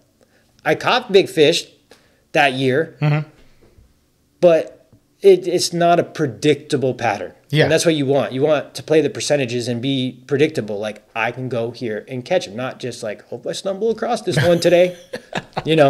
So go ahead. No, that's truth. Yeah. Like that's almost like, well, what would you recommend? Like how much time to put into if you work a 9 to 5, you can get up there as much as you can to go fish on the lake, and grind it out. Like, you think that's enough to make you a good fisherman? Like, say I got to work 9 to 5, I can get up there once a week. You think I could really learn that lake going once a week? You can learn it. Your learning curve is so much slower. Yeah. I don't know if I talked about that analogy before. It's like if a guy fishes 3 days a week and so he's 12 days on the water in a month. Yeah. He catches one double digit. Then you got the guy that can only come on a Saturday. He catches one double digit in a month. Who's the better angler? guy that came on Saturday. Right? Yeah, so just because somebody's grinding out and putting that time, true. but then you're comparing the anglers, and it's just circumstances. They might have been biting on a Saturday. Like, that's, you get it all. That's the luck percentage of it. Yeah, so it's like, just do what you can, fish when you can, and just hope for the best. Yeah. This is from Ryan Barbosa. Since summer swim bait fishing is ass, what's your approach to being more successful in getting those bites? I mean, it's ass. I don't know. Some people seem like they crush it, which is shocking. Summer. What was the second part of his question? What are your approach to getting those bites during the summer, I guess? There is no approach. That's still like a long-lasting goal I've had is I want to catch a double digit in the quote-unquote summertime. It hasn't happened. So I have nothing to offer. This one's from Shady 912. You already answered it. What's your thoughts on scent? We talked about that. This is from Eric Tunegi Fishing. I fish Lake Mead in Nevada, Arizona with swim baits. Is it overkill to be throwing a 10-inch swim bait? I have confidence, but it's a tough lake, but I'm looking for a giant. That's you got to do some of your own self-reflection. If you're going to go out there and throw a 10-inch bait, but you haven't gotten bit on like a 7-inch bait, maybe start with the 7-inch, bro. Build that confidence up. Till you get to that. Yeah. Okay, I used to fish Little Lake San Marcos that's down here. It's a 55 and up community. It was then 55 and up. Yeah. When I first started throwing swim baits there, I started with the 6-inch HUD. And then you got bit on it. You're like, oh, shit. Okay, they're biting these. Yeah. Do I go to an 8-inch HUD? Never got bit on an 8-inch HUD. But they'll bite 9-inch hard baits. Really? So you kind of you can start testing those waters. Yeah. I just wouldn't go swinging for the fences because you could just end up disappointing yourself. Yeah. Right. This one's from Caden Kuhlman. What made you switch from skateboarding film industry over to the fishing? Do you still have any interest towards skating? I didn't switch. It wasn't just like a light switch type of thing. It's just a natural progression of my interest, my hobbies. How much skating can I still do? There's so much that comes into play to it. So yeah, I still sitting there looking at skate videos and stuff like that. And you still skate being a lot? A fan. No. No. That's where I go. There's more to it. There's a lot at risk now, being the sole income. And if you get hurt, there's a lot of things I can't do anymore if I actually get hurt. So if you fall and if I break my arm, I'm not pouring baits. That's not bringing income in. Yeah. There's shit that you got to think about, and you're like, ooh. I know it's like a cop-out bullshit excuse, but it's the reality at the same time. You know what happened to me? I fell on my bike when I was in my band, and I couldn't play drums. They were fucked. Yeah. So they were like, you fucked us. I have no drummer. Yeah. Sorry, guys. I was riding my bike. Well, maybe you shouldn't be riding your fucking bike, you know? Yeah.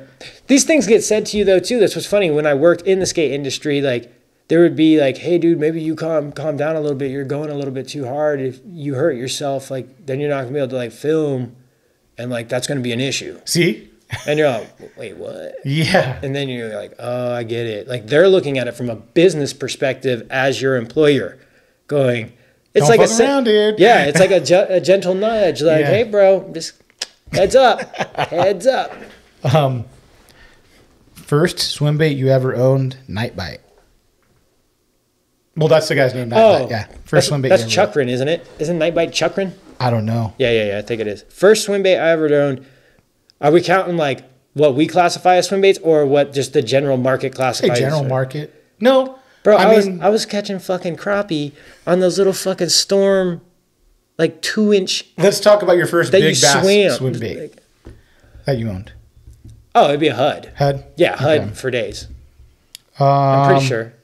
Yeah. This one's from Chow. CCHOWW. Any new riggings, innovative baits, or ideas coming out soon? Not soon, but there's stuff in the work. Yeah, there's 3 or 4 unreleased baits out there that are pretty much almost done. How long do those take you to R&D? That's once you kind of start knowing what needs to be done when you're making baits, your progression is that much faster. What you try and push the boundaries a little bit, and then you go, oh shit, I got to step it back a little. I'm getting outside the realm. It's not working. But that gives you the hint. So Like I have a bluegill that's probably like a year in that was right a question. Yeah. I mean, dude, I still got that stupid frog thing, and I've kind of let it go because I see other people are coming out with these frog things, and I'm like, I'm not. I completely switched it to make it unique to the market. So that's your biggest thing. I that's think like 7 years in or something now. As a bait maker, though, you try to do something completely different usually than everyone else's. Bro, right? What the like? Because this is the thing to me. Here's one from me. How many glides can you come out with? Everyone has a fucking glide. It's like Zoolander. Magnum and Blue Steel, they're like the same. Look, bro, it's the same thing, and it does nobody a favor if everybody's chasing somebody else. Like, make your own shit, and it will catch fish because it's different. But it's hard. I'm not talking about people making baits look like a fish. I'm talking about the action. Maybe the tail's different. Maybe the fin position does something to the bait. All these little variables that add in. Maybe the position of that joint. Yeah, that's just like a can of worms. It's just like so hard to crack open. Yeah. It's like people should take the time, be inspired by their own ideas, their own needs as a fisherman, and make baits that way. Not look and go, oh, those are popular, those are popular, those are popular. What you think nowadays it's easy.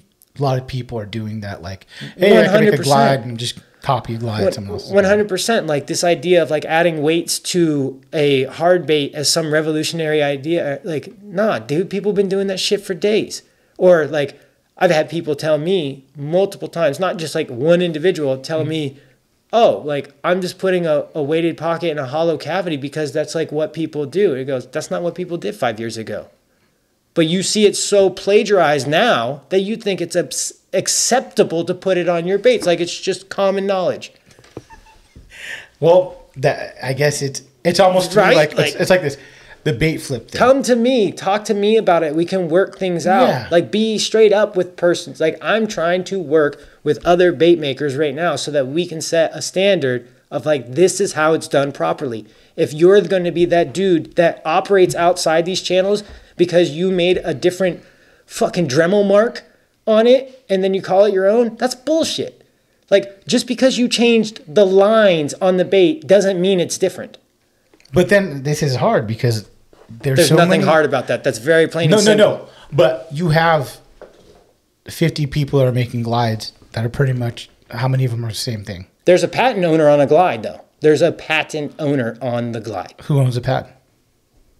I know who, but I'm not. Dude, I don't want to get into it. I don't know. I'm just asking. I don't fucking know, Mike. Like, you know, if I knew this, I wouldn't ask you. That information's out there, but see, I think the problem is, it's like, how do you change?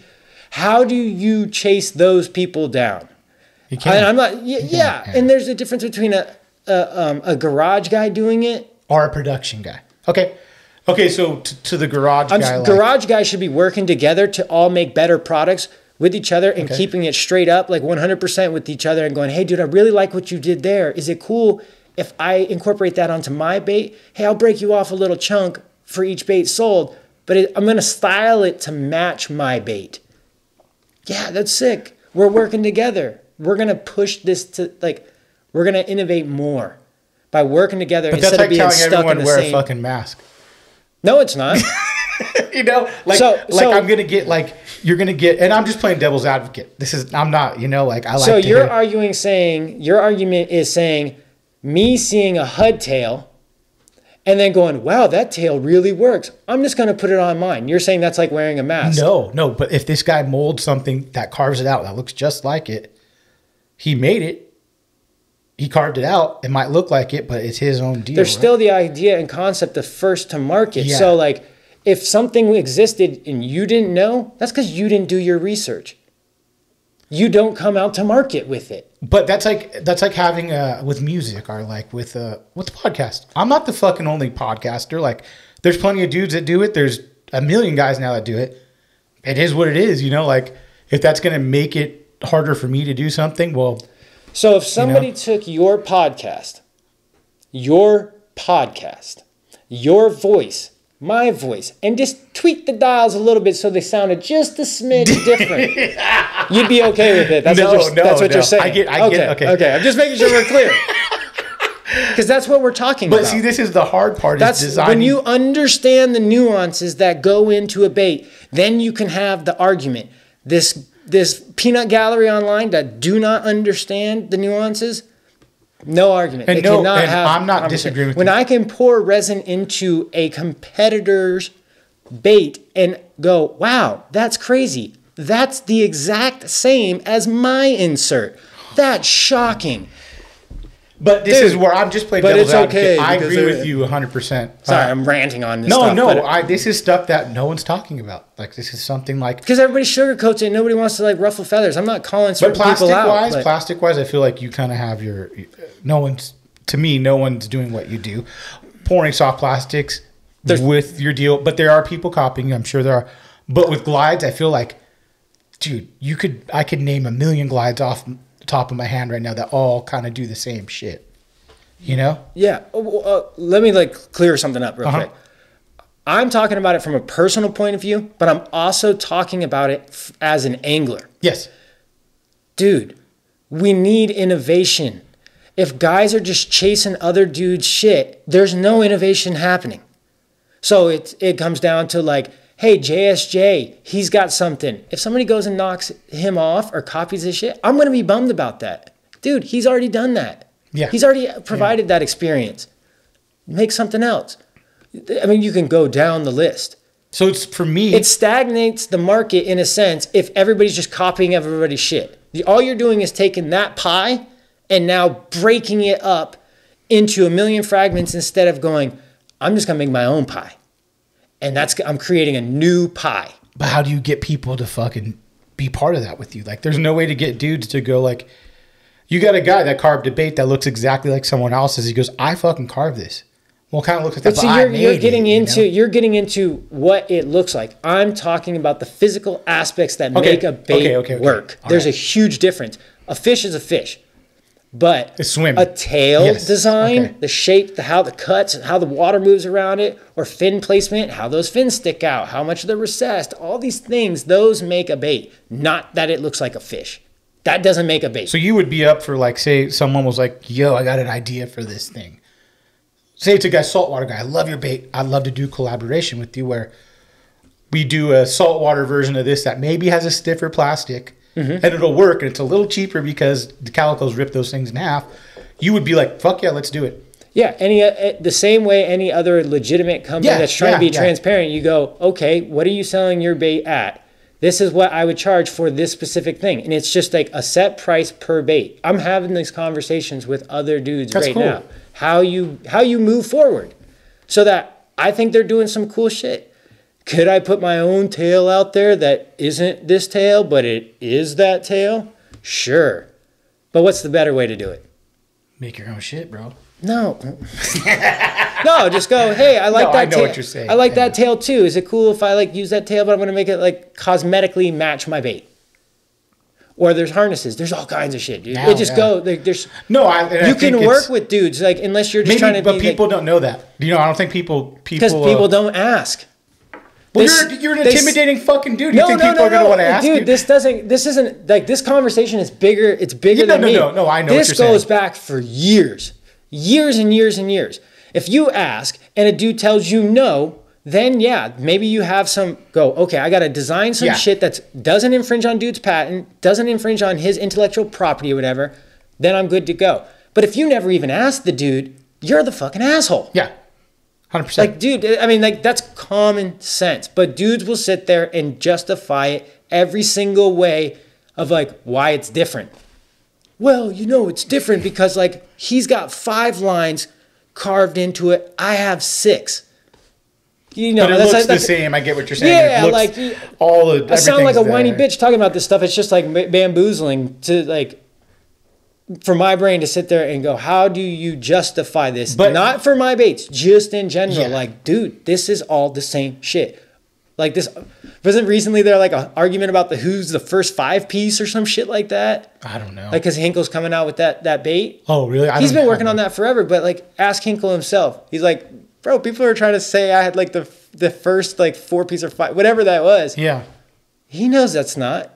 But nobody's asking him. There's been people making that shit way before.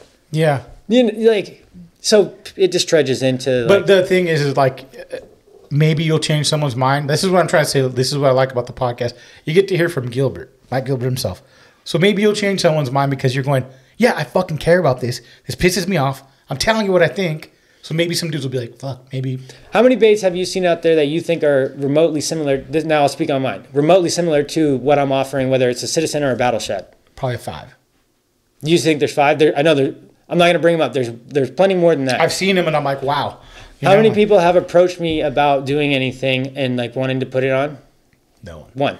Oh, one. That's cool. Yeah, one. Because What'd you tell him? Because I said I'd do something, and then he said, you know what, I'm gonna do something different. Cool. Totally fine. Cool. Yeah. But that's the right way to do it. I go, hey, you got to put incentive on me too. Like if you're gonna put this on your baits and you're gonna do this, I want other aspects of your bait. I don't want you to make the exact same of what I'm doing. Yes. Like just because I agreed to something or somebody else, like where's the incentive? Like I don't want to agree to something that's just you're making this bait. It's the same exact bait. Of your bait. But you can use elements of a bait Yeah. on completely different baits. I mean, look at like a DRT bait. The tail design, that's like a patented thing. Not from DRT, that is an agreement with another company. That's a legitimate way of doing it. If that was here in the States, it seems like people would just be like, fuck it, I'm just doing it. No, it's true. It's what you're talking about. It's all true. And it would be cool to get a group of dudes to go like, hey, let's, like. It's not cool. It's just respect. Like straight up respect of like, hey, you made something. I like it. Let's work together on it. It's that simple. What do you do when you see someone that has like a bait like yours? You kind of like, hey, bro, do you think you could stop making that? It's like I don't say shit. No. I don't want to get into any long time. Like, dude, no. Like, we've talked about this. My social media presence is like, which sound disturbing just saying that, like social media presence, but it's like, look at this guy, big swinging dick over here. Huh? Yeah. No, just like I don't want to engage with shit like that. I just act like it, like you're dead to me in a sense. Like I just ignore it. I'll keep tabs on you and see like what stuff's going. I'll still creep around, but I don't engage with it. I don't want to get in that pissing contest. You know what you're doing. You can try and justify it however you want to.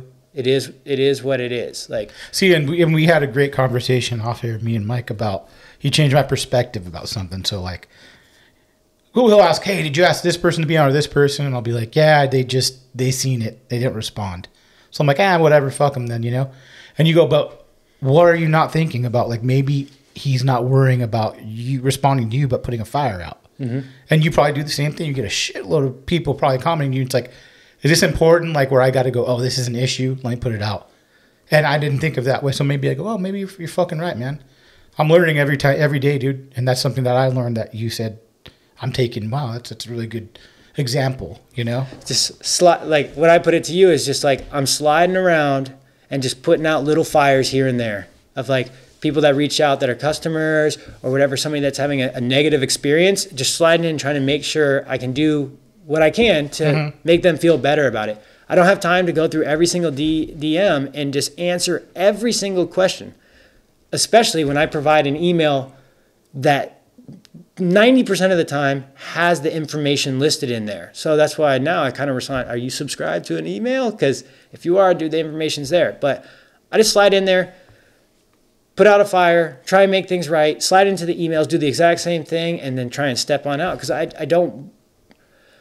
want to see what people are doing, but I also don't want to like break my own brain. And you see that happening more and more and more with Insta, like social media, just people just lose, like, it's just like a black hole. It's an abyss. It's just a time suck for the most part. Right. Get in there, share that moment, share that joy, do your thing. Get out. Slide on out. Yeah. And I think that's a great perspective. I wanted to kind of bring that up too. Yeah, that's cool. We'll get back on the questions after we did our rant. Sorry. Yeah, that bait stuff, dude. I know I'm fucking horrible with that stuff. No, I mean, it's something that had to be said, and I'm glad you said something because it's the truth. It's what's happening right now. It's my perspective. I don't know if it's the truth. It's just my perspective. Well, it's things. A good perspective. I'll say that. Yeah. And okay. Let's see. Just finished that one. Kazuki Big Bait, Arizona. How are fish in your local lake reacting to the clash frenzy? Right now, I've thrown it just to throw around and test. but I think I'm not going to live by the sword and die by the sword with the Frenzy. It's a massive bait. It seems like the best opportunity for that bait for me, just using experience on the water, would be like once you have a fish that you've isolated, like that's where they're at. That's when I go back and target it. I'm not just covering water with a 17-inch bait. Like, nah. Because I think that bait's going to be responsible for some big fish for some guys. But I also think that I can get those fish pulled out and interested on a 10-inch bait too. Like, what's going on? But they may not commit to it, but they're going to check it out. The big one will definitely pull more out, more eyeballs. But how is your stamina? Can you keep up with that all day long? Me, I know I can't. That's a heavy fucking bait, right? Yeah, kudos to dudes that can, but like, I'm like that's a big dog. What's the biggest thing you've learned from making and selling your own baits? That's from Eli Hack 5. Making and selling my own baits. There's a lot of good ass dudes out there, a lot more than people will ever know. But they don't speak up, and you get bombarded by a lot of negative. But if you actually just take a step back, look at it from 55,000 feet, you can actually see, like, for every one person that's going to lose their mind and scream at you about something that they didn't get the bait, there's 400 guys that didn't say a peep. And so you have to learn to not focus on that aspect and focus on all the positive side of it. And even though they're not saying it, them not saying something is a positive. Yeah. And that's the stuff that my wife and I try and be like, oh, I think that's the biggest thing, is like the overwhelming aspect of impact of running a business and engaging and interacting with customers and stuff like that, and how you kind of move around in that space. I don't know. That's probably agree 100%. the biggest take, because I didn't have that experience before. So yeah.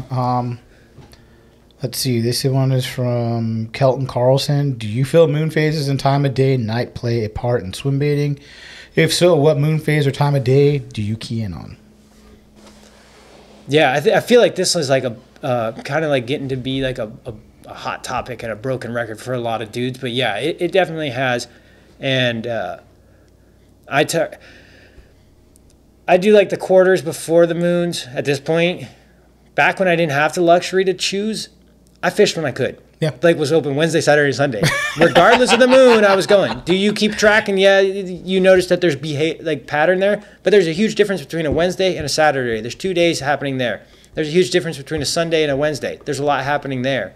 So it's hard to really get a thing going. Mm-hmm. Now, I can pick and choose my days a little bit more. I'm focusing on those specific days because I still only have limited time.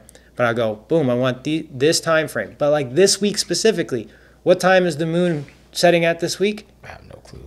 Bro, it's like up all day long. Is it? So I'm still going. Yeah. But I'm all... Get beat up. Yeah. But see, this is where you get the curveball. I've caught big fish in those phases, and you wouldn't catch them if you didn't go and try. Yep. So 100%. How do you like to fish the battle shad? And as in, do you like sandy bottom, rocky bottom? And if so, what speed do you like? I definitely like it on a slow to medium or medium retrieve, depending on how much weight I have in it and what I'm fishing. Like if I'm fishing like that covered, I might want it a little higher in the water, so I got less weight in it. I prefer not to fish a sandy bottom, but I'm like kind of stuck in an artificial fish bowl right now. So there's a lot of like sand and clay and a little boulders there. Yeah. But I keep it at a decent clip, and the deeper I go, the more weight I pump into that bad boy, like the tungsten nails, so that I'm like, doo, doo, doo. I've tried to explain it before, but think of an astronaut running across the surface of the moon. Makes it's sense. not going, it's going. Almost jumping. Yeah, like a jump, skipping, like I skip. Skipping. There you go, skipping. Yeah. Just try and imagine that there's like this much I don't know, 2 or 3 feet, maybe even a little bit further in between each contact of the bottom. Okay. But 99% of the time, it needs to be making contact with the bottom. Yeah. Okay. This one is from Kevin Zap Fishing. What's your favorite glide bait of all time? I mean, dude, it's a toss up. The 250 is a great bait. Butch helped. I'm just laughing. Butch helped with a lot of the color schemes because if you were fishing it prior to Butch having his colors, you know there was some rough stuff to get out there. My favorite of the Depths 250 has always been I believe it's like the Biwa Masu. It almost had like a bass pattern. It could be a multiple fish pattern, carp, whatever. It was a good representation. But the 250 is great. And then the Hinkle Glide was great. Great bait. Little bit of tweaking. If it sat high in the water, low float, I guess. Like a light Hinkle trout is like fucking glides. The original joint system, dude. Hinkle, let's get that throwback edition because the screw eyes, yeah, you break them, but so yeah, caught fish, man. Yeah. Can you tell us about your first double digit or big fish? Well, let me follow up on the glide thing. Those are the OG glides. Now you're into like the new stuff where, I mean, do you consider clashes like a glide bait? I fish it a lot like a glide. But you can fish it so many different ways. Exactly. Yeah. So like that's the other aspect, and like that's the change of like, okay, you have glides, and then now you're gonna have other baits coming out of Japan that are glides and something else. Yes. So like the Clash, dude, they're a super hot commodity, but there's a reason. Like people love the shit because you can do a lot with them. Yeah. Yeah. Go ahead. Sorry. Your first double digit or big fish? Maybe first 10-pounder. The one, like, I'm gonna go Manny Cheese story on you, like, but it's like this was actually like, I put it on a spring scale. It was out of Lake San Marcos, and it was like that first time where you're like, holy shit. I put a shoe next to it and I took a photo. You know, the classic, like, just getting into this. Yeah. Here's for reference. You're like, this thing's like 2.5 shoes. And then I had it on a spring scale, and if I remember at the time, it was like 4.7 something kilograms. It was kilogram spring scale. Yeah. So that, like, now knowing, like, if you get in that I think it's like 4.5 range, you're 10 pounds plus.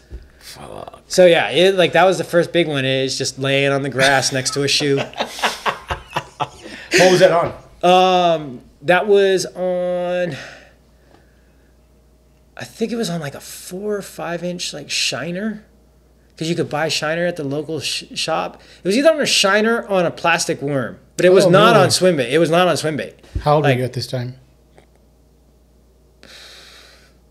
I don't know, go back like 12 years ago or something. When you really got back into fishing 12 years ago? Yeah. Okay, cool. That was like, dude, like the progression was so quick. And you know what's even crazier about that fish? I didn't know it at the time, but now I'd go, there was a reason why that fish was sitting there. This 2-foot shelf with the outside point that rolled off into 8 feet. That lake is naturally not deep, but there's a huge difference between 2 feet and 8 feet. And that fish was just sitting on the little pocket of the 8-foot side, just right in there. Mm-hmm. And it just, yeah, I got it. I think it was on a shiner. I feel like it's on a shiner, but it may have been on a black, because I was throwing both of those like at that same time. Like you could just sit and have a beer and watch the shiner line be moving around and shit, and then it would just be like, foomp, and you could catch crappie and bass just like sitting on a dock. Yeah, it's fun, man. Oh, great time. I got that photo of the shoe somewhere. It's classic, bro. It's classic. What was your inspiration for making baits? Let's see. Sorry. For making baits, that is Alex Burton 00. Inspiration for making baits is just needing to come up with something that I can fish in the areas I need to fish them. There were other, you know, quote unquote, like snagless, weedless baits, but they didn't do what they were advertised to do. Like you could not throw it in there and actually retrieve the bait out.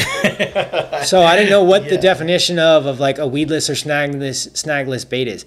Now I'm not talking about just like getting some grass draping across the line tie. Like I'm talking about throwing it into some like heavy cover, and even if you're making a bad cast, you can likely kind of just gently get that bait out. So that's why, like I'm fishing a lot of Thule bound lakes, and I've blown so many casts over the years. I go, I need something that if I screw up, I can still get the bait out. Yeah. Tom McIntosh, I think. He asked about the bluegill, so you kind of answered that one already. Gavin Braid 10169. Question for Mike. When was the first time you were ever introduced to swim bait fishing? What made you realize that swim bait fishing was what you wanted to do? I feel like I came across it organically in this. You talk about stuff just starts getting foggy in your mind, but I feel like it was organic. My introduction to swim baits, like maybe I saw it at a tackle shop or I saw something online. I like researching like after catching the big fish and being like, well, dude, they're fucking like, what else are they eating? They gotta eat some bigger shit. So like, but it was just organic. And were they asking the first?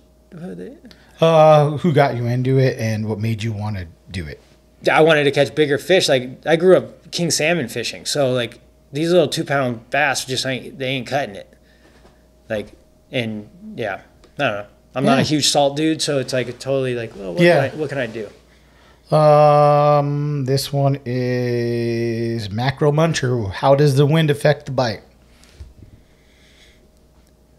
Yeah, for me, I mean, all this stuff needs to have like that statement in front. This is my experience. Yes. Like, I'm not saying that.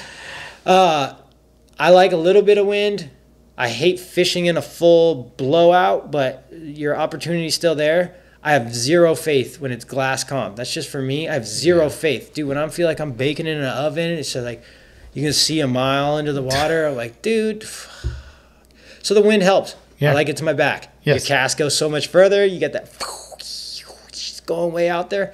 And I don't hear the water slapping on the side of the boat. It's quiet. Yeah. Even if you're tucked into the tulies, it's quiet. So makes sense. Yeah. How can I this is from KT Clowers 19. How can I target the biggest bass in the lake? That fish tend to eat tiny shad, but the lake has gizzards, bluegill, carpy, and other forage.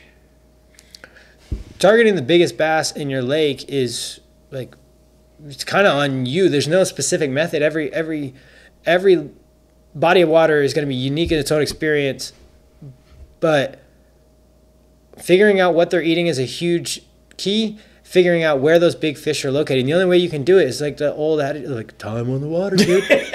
But throwing a bait that's going to help them reveal themselves, that helps a ton. A search bait almost. Yeah, doing your homework. Yeah. Like, I'm not trying to go out there on like big bass sightseeing tours. Like, I want to catch those fish. Yeah. I don't want to just see big fish. Like, oh, dude, this thing gets so many followers.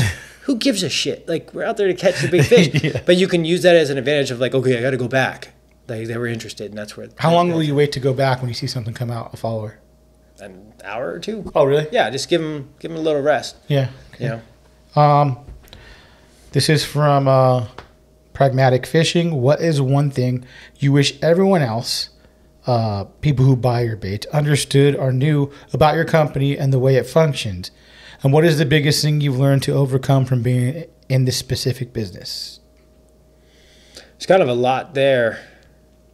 What was the first section? The first section is what is one thing that you wish everyone else understood or knew about your company and the way it functions? Well, I think our true like customer, the people that have been around for a long time, they've been like supportive. Like there's a handful of people that are recognizable people. They're consistent. They're good communication with them. Like that's awesome. But I think we're starting to get into boundaries where not everybody understands that we're not Amazon or we're not like a huge company. Even though we may have like that representation like we are, it's still just a mom and a pop that are doing, taking care of the kids, doing all this other stuff and doing the company all at the same time. So sometimes we want to deliver the best we can, but also kind of curtail expectations where you go, hey, dude, we can't get into that realm. Do you give a turnaround time? No, but me as a customer, like this is the longest turnaround time we had, where we had like a 24-hour delay because we were running out of shipping materials, and I had already ordered it, but because it's the holidays, there was a delay on that. And so we basically had a 24-hour delay because the remaining shipping materials hadn't showed up. So that's why it took like an extra 24 hours to get it. But I want that stuff starting to go within 24 hours. But if it's on a Saturday, it's not going to go out till Monday. But you should get your tracking either starting Saturday night or through Sunday. That's pretty quick. Like, Yeah. I can't see why anyone would be like, Dude, people have different expectations. I mean, dude, why do you think that people think that they should get free shipping? They're so programmed by certain things. It's not free shipping. Somebody's paying for it. Like shirts, that's why I quit doing it. I caught a lot of, but see, that's the problem. I have a classic. You know what you want to be? This is the classic thing. If you want to be truly supportive of a company, buy a motherfucking t-shirt. It's the easiest thing to help support. You make your percentage points off of it. There's not a lot of back and forth. You're out there repping it. And they, as the business, are like hyped. They're like, dude, this is great. Yeah. Then you like, okay, I'm doing something. I'm not complaining. I'm not. Buy a motherfucking t-shirt is like something. Ben and I have talked about it for years. Dude, it's like $20, $25, whatever. Yeah. I mean, but expectations are such a trip. But it's easy to focus on the people that will send you the nasty emails and cuss at you. Like, dude, that's the shocking thing, I guess, in that answer to that. People flip out like people that. Losing their minds, and people that are legitimate human beings at places sending you emails where they're screaming vulgarities at you in emails. Oh my God, dude. Caps, all this stuff. Caps are and bad. it's like, exactly, when it's in caps lock, they're yelling. You're like, oh man, that stuff takes a toll too, dude. It takes a toll on me, and then it takes a toll on my wife because I'm bitching and crying about the nasty emails that I'm reading to her. And she's just I know. Yeah, you know the like. Oh, I do, dude. I've gotten shit where I'm like, this fucking son of a, telling my wife, and I'm like, she's like, just calm down, who cares, whatever. But like I said, I mean, the thing is, there's a lot of good people out there, a lot of good people. They don't speak up. They're on social media. They keep quiet. There's a lot of good people out there that have no expectations, want to be supportive. I think that's the biggest. There is a little bit of like renewed faith in humanity if you just think about it for a second. You're like, oh, there's some good ass people out there. No, 100%. Yeah. Let's see. Upcoming. This is from Kimonia, I think. Do you have any upcoming trout profile baits in the works? Not to be released like anytime soon. I have them. I'm fishing them, but like, I mean, that's stuff. Particulars I need to work out. Yeah. You know, design stuff. If I do it like, yeah. This is a good one. This is from Eric Graylin. Can you do a kickflip? I can still do a kickflip. You can? Yeah, without a doubt. Like, it might be a little mob, but it's gonna still happen. It's gonna happen. What kind of quick kickflip question is it? Yeah, I got that. The Fishing Bros. Any hard baits solely from Working Class Zero? No collaborations in the works. Am I going to be doing any hard? Yeah. No, not any time in the next couple of years. No. Okay. We've kind of talked about the collaboration stuff. This might be a good time to talk about it since the DRT stuff was firing. That stuff all came and gone. We're basically going to do a reload of that coming this April. If everything goes according to plan, we never know the future now with all the COVID stuff, factories, all that stuff. Come late April, maybe into May, we're going to be doing Joy Thief again. So Joy Thief 2. Cool. So that's good. Awesome. Yeah, much more. People will have more options. There was already a lot of them the last time. This like triple fold type of thing. I don't know. Yeah. This is from Ryan Anderson. I know you have said you don't throw a hard bait as much as you used to, but what makes you pick up a hard bait, specifically the Hinkle trout, over the soft bait? A lot of what goes through my mind on that is looking around and going, what are the fish potentially going to be eating, and what kind of pressure are they getting with those tools? So, I mean, when I was really throwing the Hinkle a lot, I had that advantage that nobody else was throwing it. That was a huge advantage. I'm not oblivious to that. Yeah. Nobody else was throwing it. Same way as like early days. If you had the 250 before other people, you could see that progression. Lights on, then the dimmer started hitting. You can still catch fish on it. It's just not what it was. It's like the swim bait dudes from 25 years ago where they're like, I ain't fucking throwing swim baits anymore. Dude, are you kidding me? It's like, true. Yeah. So I don't know. You didn't say, I don't know how to explain those things. Just kind of like, some new shit. I'll be throwing it, I still have the Hinkles. But you try to throw new shit a lot, right? Like something different. New shit, something different. There you go. You can make that Hinkle look different by doing different things, lightening those hooks up. I mean, dude, go down the list. There's a lot of variables. What's your favorite sandwich? That's from Lake Roach. Dude's favorite sandwich? Dude, they know. That's somebody under a hidden fucking... my favorite sandwich? Dude, two brothers from Italy in Vista. They got the Palo Special. Shit's fire. That's it. But I'm out here in Fallbrook, so I got to stick with just like a chain supply. It's not cutting it, but it's like the number 13 at Jersey Mike's. That's what they say, Jersey Mike's. It's not cutting it though, dude. I got to have special treatment on it. I'm like, can you grill it like this way? Well, like do this. No, I don't want it Mike's way. I want it this way. Like, this is from Bass Assassin. Fishing super shallow, like 3 to 4 feet. There's a question mark. What do you think of it? Oh, it can happen.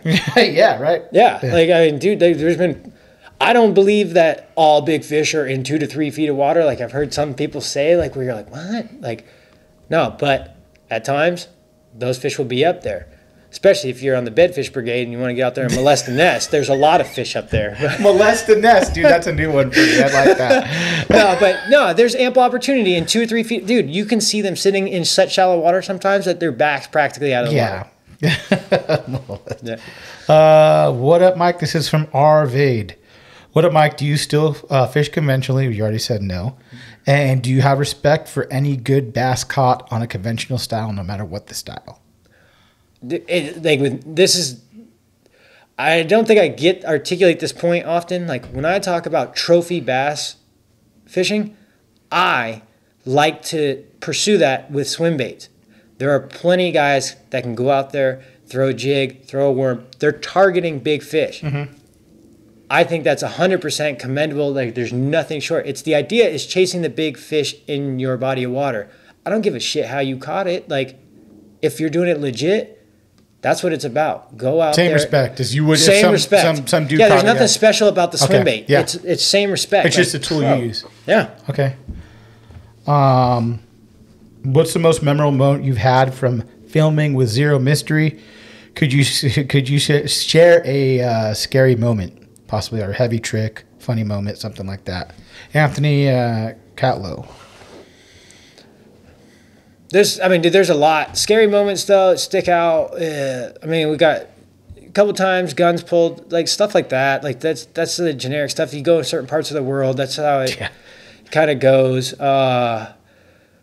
Then there's a lot of good memories from being on those trips. It's really hard. I should have looked at them first because then I would have had an actual memory. I don't know, dude. There's a lot.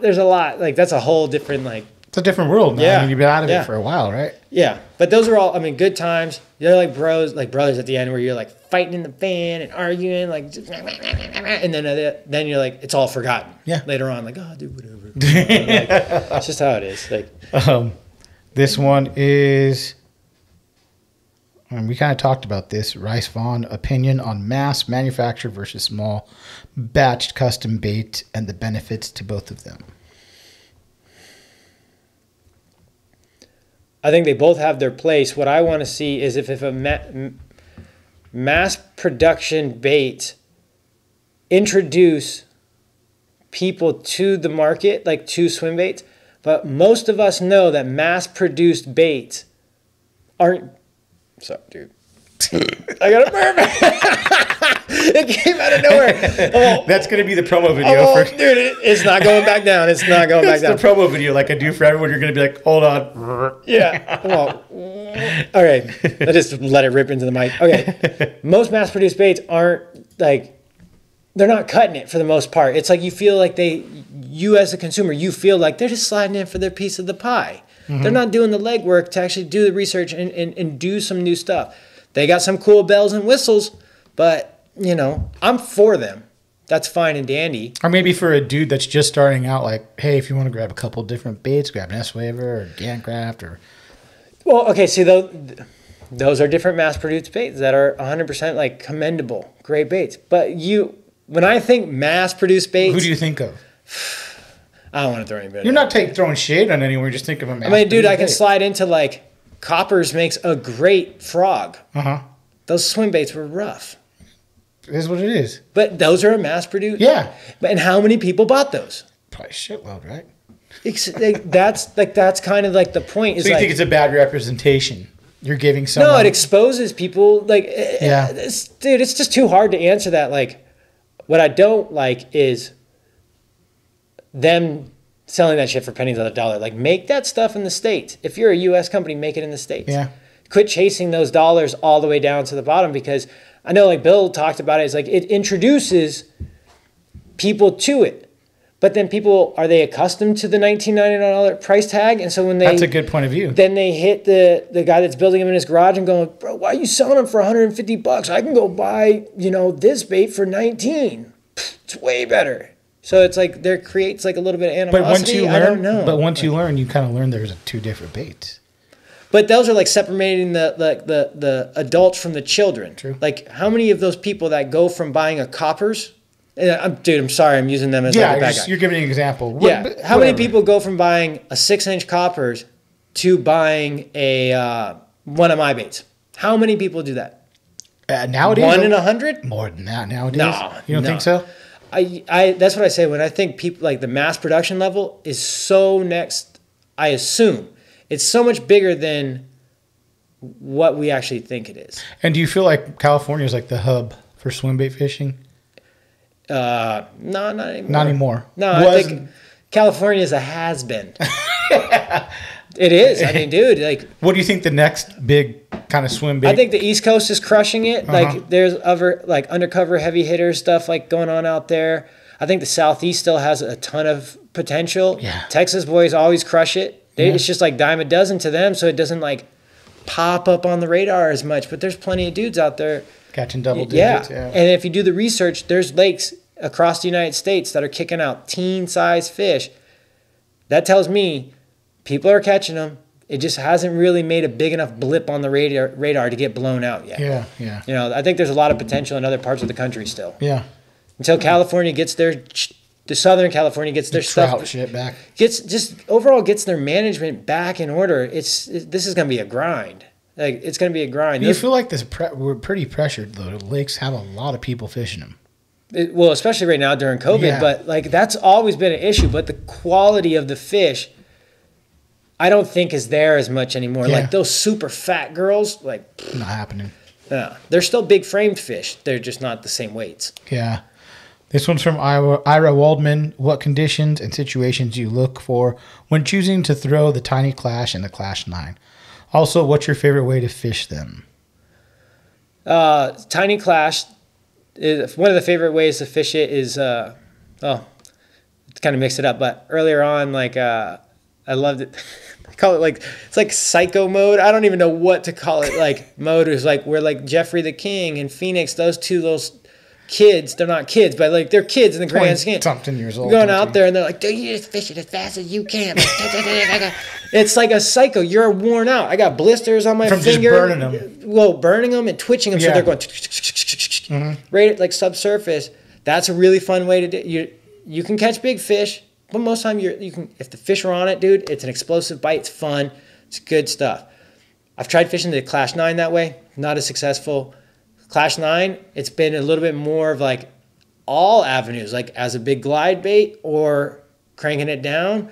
I can't remember the specific mode where it's just like just going through the water, just straight through the water. I've caught fish that way too, which is always very strange because it's all, you feel like you're doing absolutely nothing and then it's just all thunk, Yeah. So it's a fun way. Yeah. Right? Yeah. You kind of talked it. What's your opinion on the HUD 68? That's from Cody Chris 13. Great. It's great. Yeah. I mean, prior to that bait existing, guys were doing that and having a lot of success. So, I mean, it's great. He just offers it to people on a production level. Yeah. Like, that's great. What knot do you tie Andrew Keys?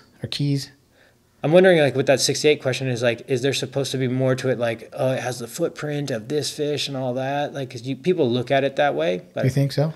oh yeah, without a doubt. That's what the initial like thought is on it. Because if the original 6-inch Hud tail was small, but still got bit, then people started noticing it. Is there some correlation between putting the 8-inch size tail, which the Hud 68 I don't think is a true 8-inch tail, on the 6-inch bait? I think it's slightly smaller than taking a real 8-inch Hud tail and putting it on, like we all used to do. Like you do that stuff.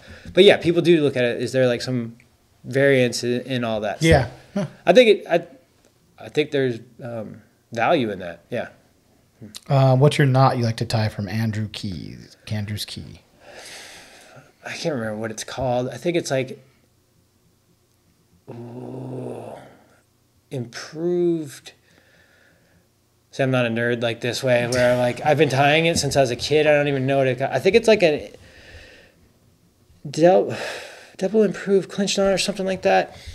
I can describe it much better. It's easier. I go through the eyelet once, I make a loop, I go back through it twice, I come back up, I wrap around 5 times, I take the tag in, I go back down through the 2 loops that are created off the eye. That's normally where the knot ends. I don't end it there. I take that tag in, I put it back up through the loop that was created, wet the line, and I cinch it down. The knot's never failed. Never failed. Wow.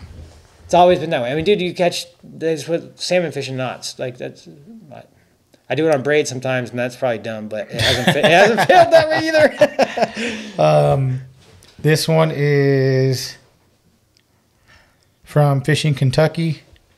Will you be putting the head case harness in all baits at some point in the future? As of right now, for any of like the painted, like full mold baits, yeah. Citizens, I'm trying to, the Citizen is generic, like generally like a little bit more of like the price point bait. It's more access, but if I start adding more stuff to it, the cost goes up on it. So it's like I can't add something to it and the price remain the same, unless somehow on a production level we can do that. But I don't see where that would be possible. You know. It's kind of a Clash thing. Gabe Lloyd. What do you think the most underutilized aspect of the Clash series bait and the most anglers don't realize? I don't know, because I feel like there's still so much to learn. I don't think I have a good input on it. I'm not the most success. Like the Japanese anglers, I think I had that thing dialed. Yeah. I think a lot of them got it really dialed. Like if we could somehow break through the translation barrier, that would be they would be providing the answers. You know. This is from Nice Pizza Bass. Nice Pizza Bass. What makes you pick up a Battle Shad versus a Citizens or vice versa? There's not much of a difference, but for some reason I just feel like, to me personally, I like fishing the Citizen in the summertime. I don't know why. Yeah. Like it does have a little bit of a different action. It just, that dual like color pour, just I don't know, or just the all black one, like it just feels like a warmer, more summertime bait to me. Like so sometimes these things are just, they're not based off any science or anything. It's just straight up feeling. Yeah. I'm like, this is what I want to fish right now. I'm just gonna go out and try and catch some fish. Yeah. You know? Hell yeah. This one is. It does. They do come through cover differently. Like that is a huge benefit to the difference of the bait. So I mean.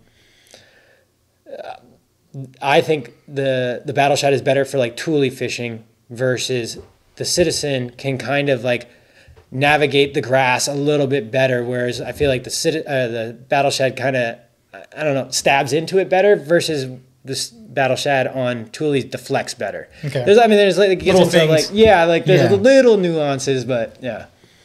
This one is from Bradley Ross. If you don't own a boat and you were a shore pounder, swim bait guy, gal fishing large reservoirs without obvious cover like trees and weeds, mostly rocky shoreline, what type of features are you looking for and how would you approach them?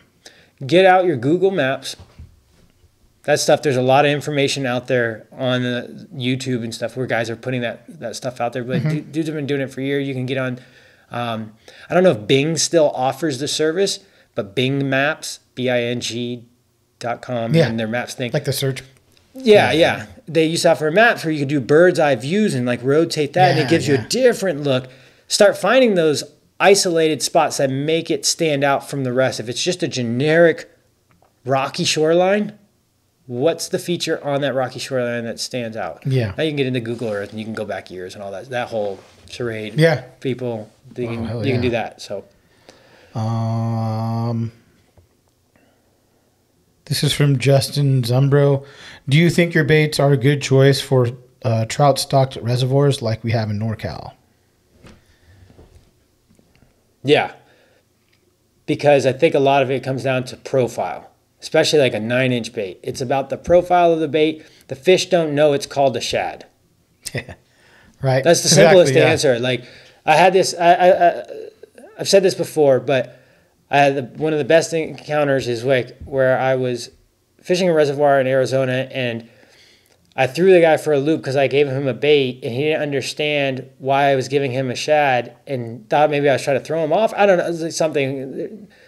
But he's like, why are you throwing the battle shad when there's trout in the water? And I just go, because the bass don't know that it's called a shad. They're just sitting there ready to ambush. There's 8-inch, 10-inch trout that just got planted. They're all silvery and shiny, swimming around, running for their lives. And then this battle shad comes by that somewhat represents it. They're going to take the opportunity to eat it. Yeah. They don't know that we're all calling it a shad. Yeah. As dumb as that sounds, like it's it's just the profile. Yeah. Chasing Joel, do you see any parallels between good skaters being able to look at a spot in their own unique way and a good swimbait fisherman approaching a spot in their own unique way? It's kind of funny because like it's so like that question's so in like the skate mentality of like skateboarders always like we're so unique, to the world, which we are. And swim baiters kind of like think that same thing, like we're so unique. But no, I do kind of agree. It's like guys that are like really into skating, like really into it, dived into it. They're typically successful in fishing because just like skating, it's about you as the individual. It's all on you. It's like everything's on you. Your success is on you, and they're completely comfortable in that environment. Mm-hmm. And they already have like that eye to look for the subtleties that make something special, make something unique. Whether it's a skate spot, being like, "Oh, dude, slow down the car real quick, back up."